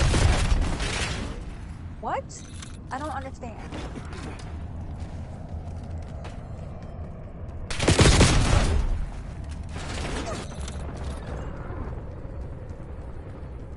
Incoming napalm strike detected in your AO.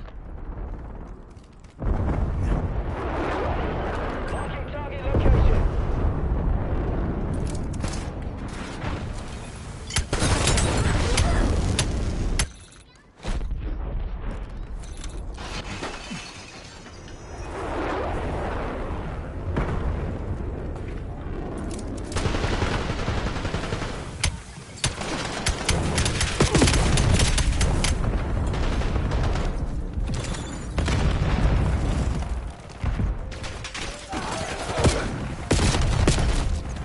Scout pulse running. Your assault pack has been destroyed.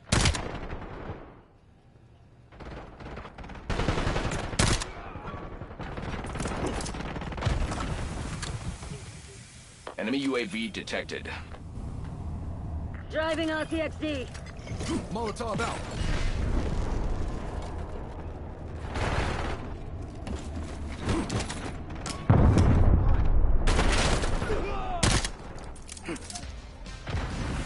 Ordering skewer launch on my mark.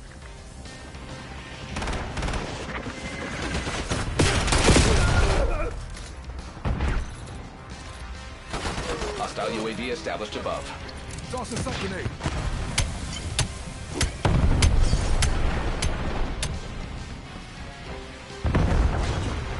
Seeing hostile movement.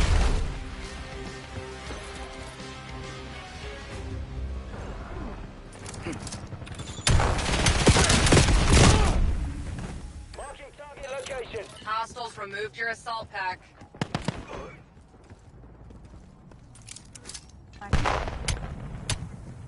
Enemy UAV detected. They have the lead. Take it back. Molotov out.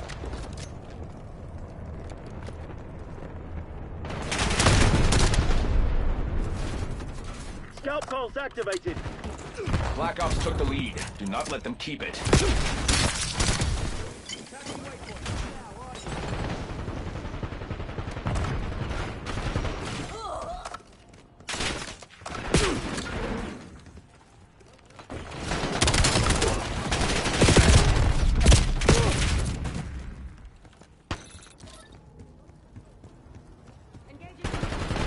Toss a stun grenade.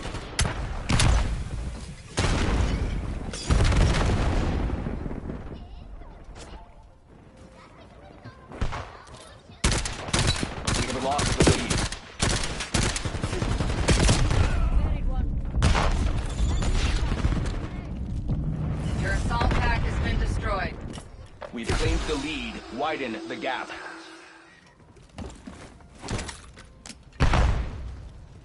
We are falling behind. Hostile UAV established above.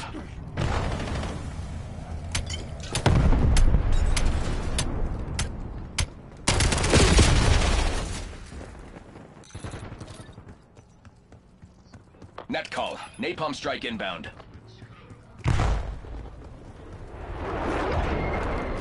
We have the lead. In current posture.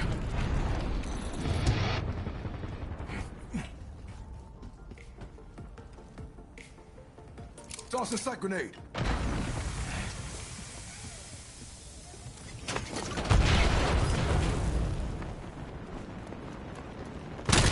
They have the lead. Take it back.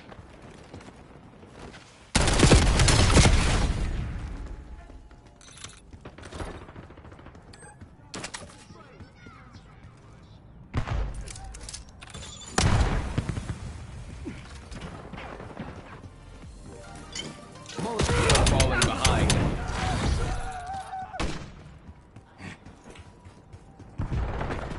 We've claimed the lead. Widen the gap.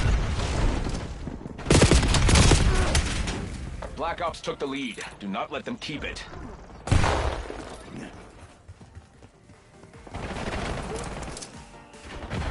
We have the lead. Maintain current posture. Enemy UAV detected.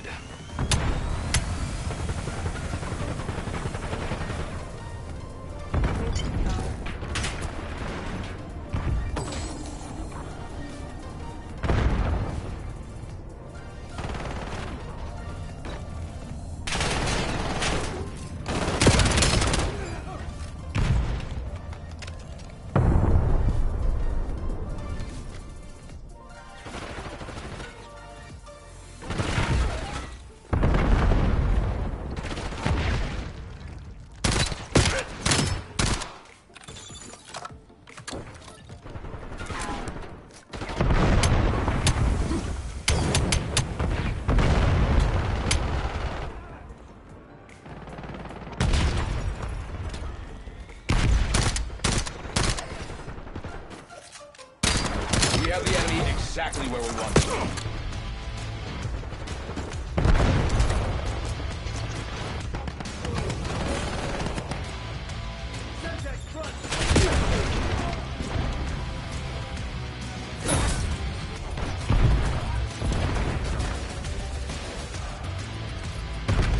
One of your assault packs has been destroyed.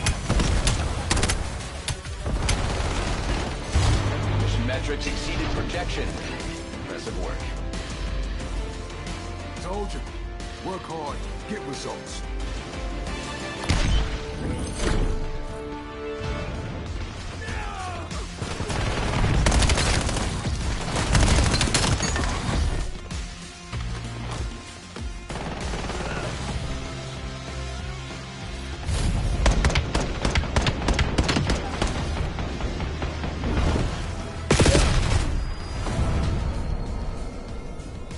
Yeah, you suck.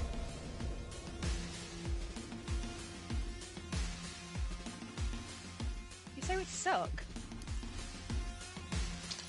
Oh, girl, not you. Oh, okay.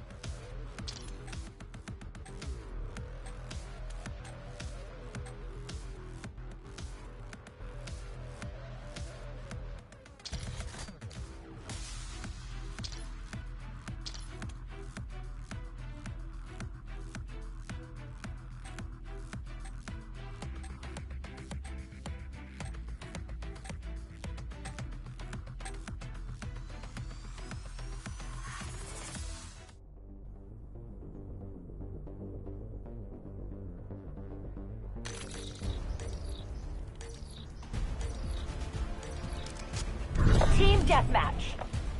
Safety's off. We're not here to make friends.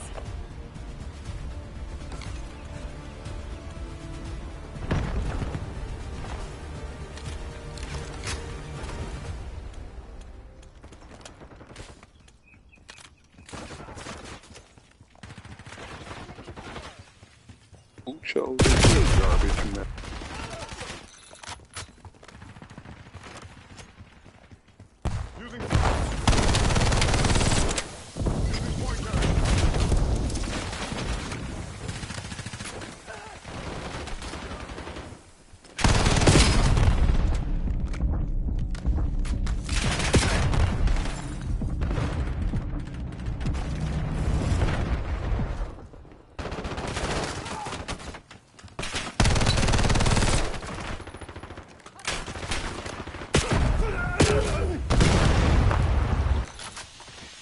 Moving with scout pulse.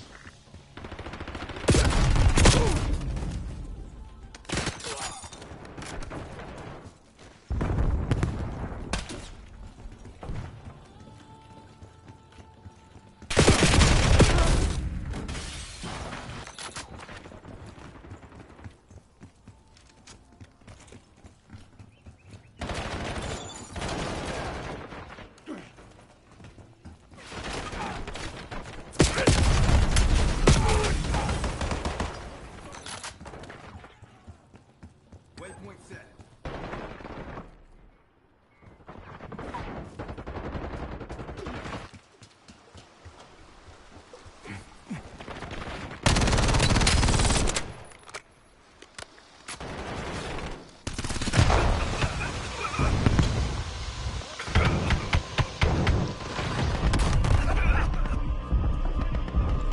Hostile UAV established above.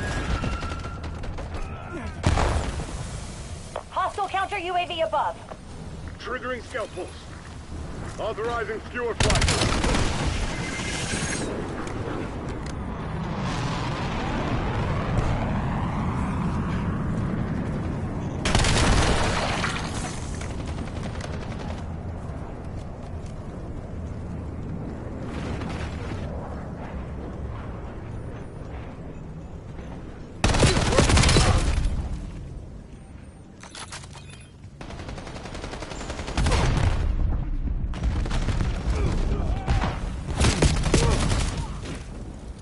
Moving with scout pulse.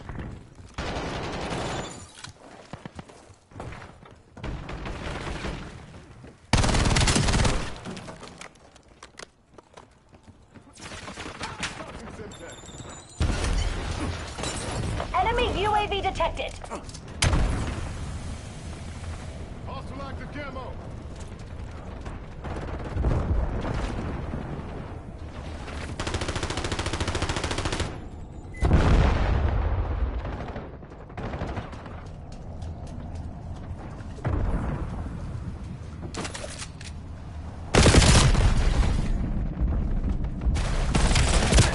Enemy eliminated.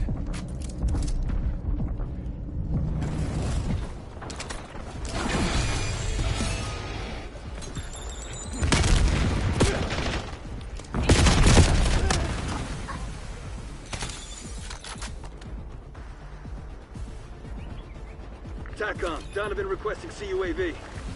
Donovan authorizing UAV flight.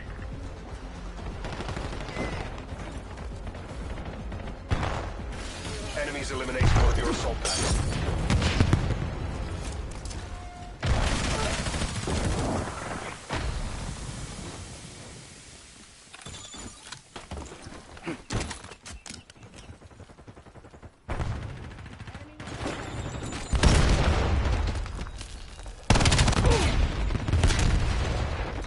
One of your assault packs has been destroyed. Donovan using lock shot.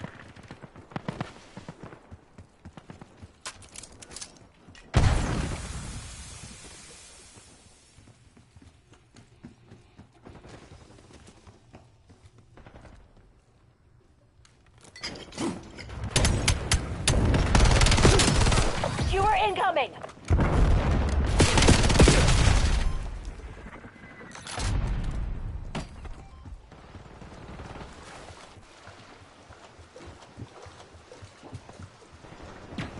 Hostiles removed your assault.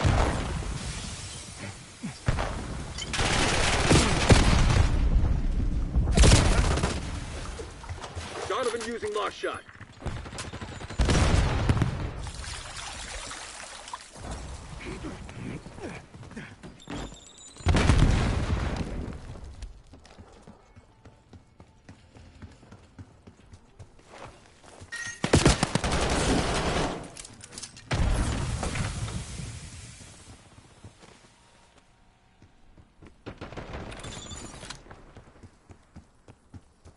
Triggering skeleton.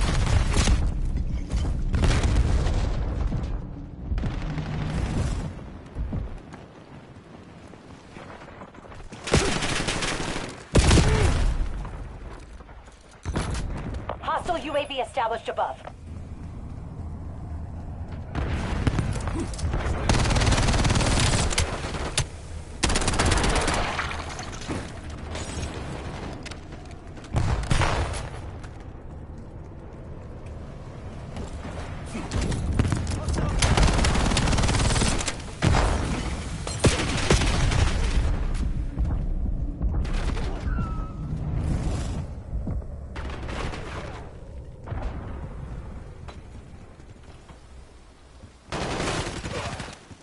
Tossing Semtex grenade.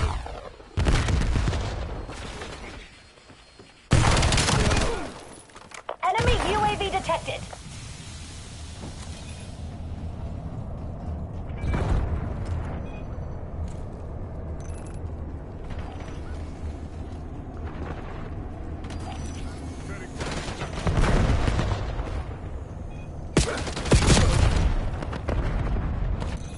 Taking Waypoint.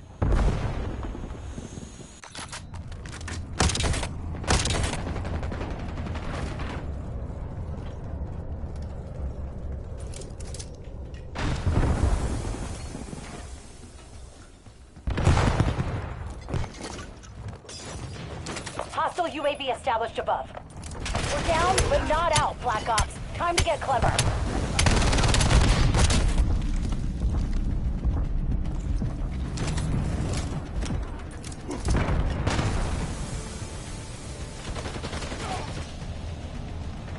Enemies eliminated one of your assault packs.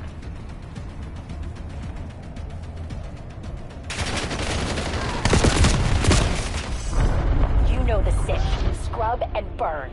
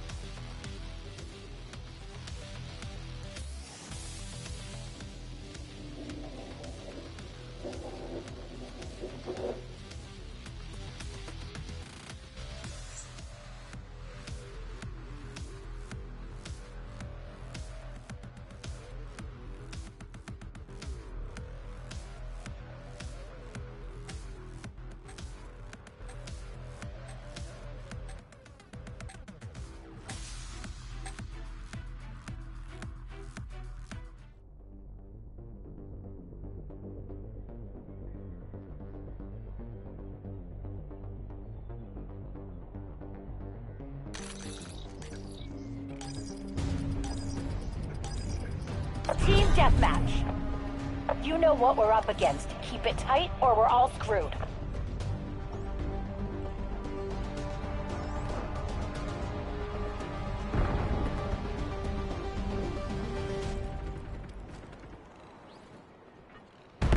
Stay tight. We're in the lead.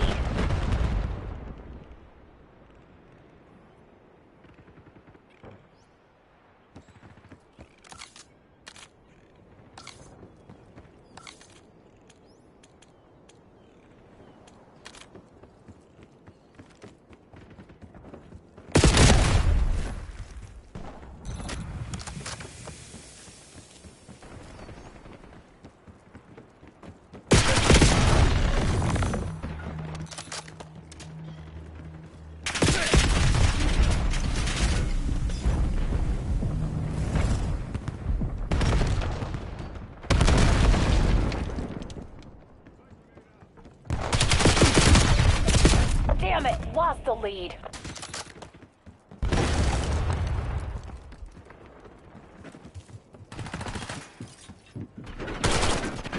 Get the eyes in the sky. Enemy UAV detected.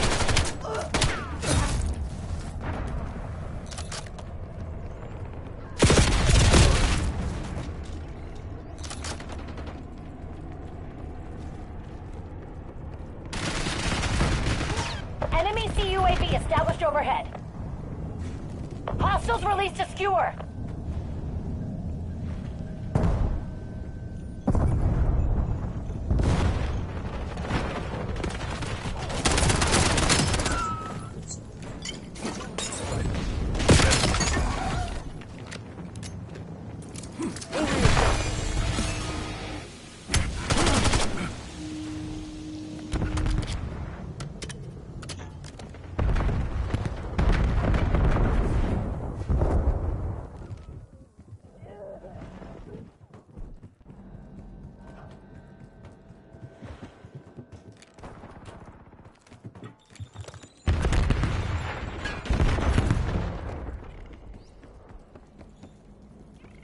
We got the advantage.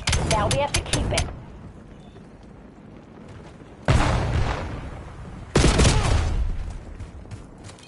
Triggering scout pulse.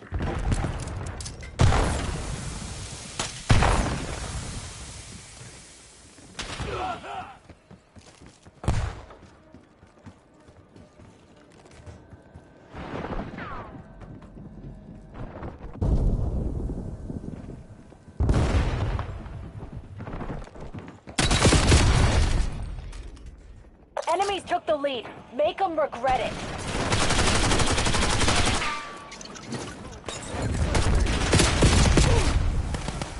Marking target location.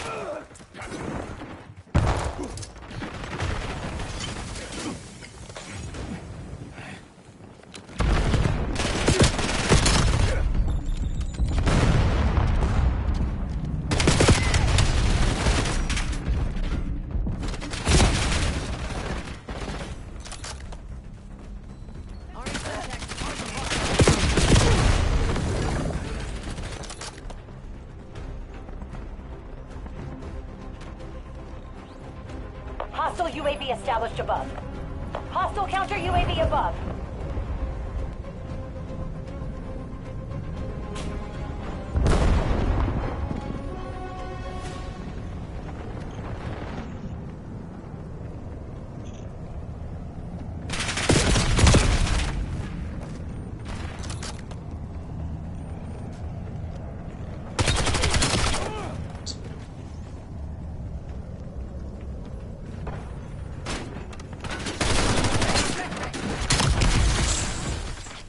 Enemy care package dropping.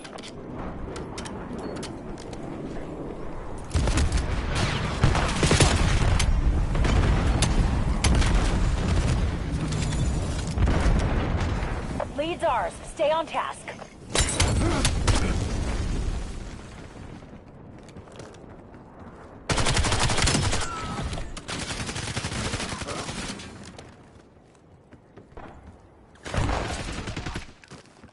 Requesting recon above.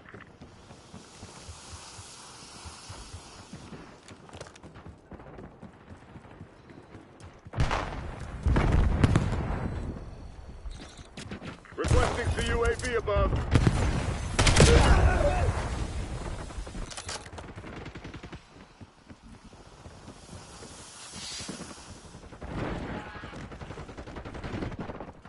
Enemy UAV detected.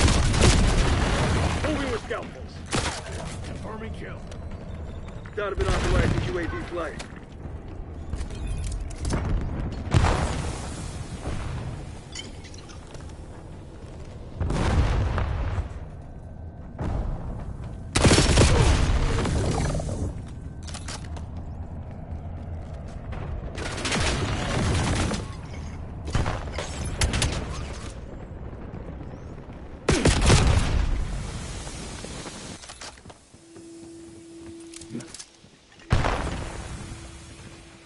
Point turret up.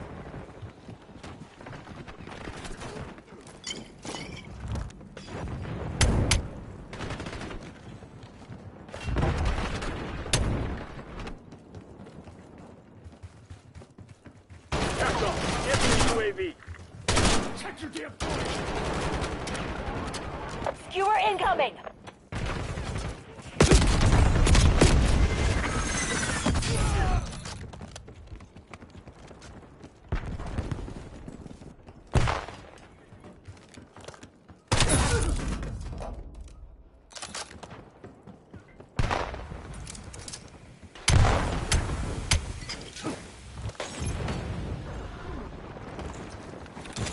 We control the field. Keep it that way.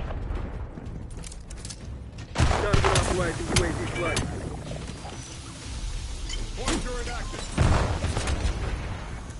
Using sight. Mission goals are green. Hotel Sierra. Mas assim, já que vem, eu não achei que era isso. Esse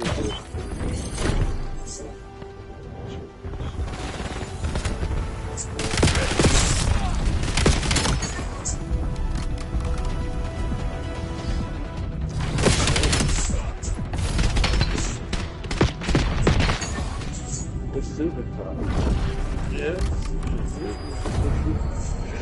Big shit, boy. Hey, this shit.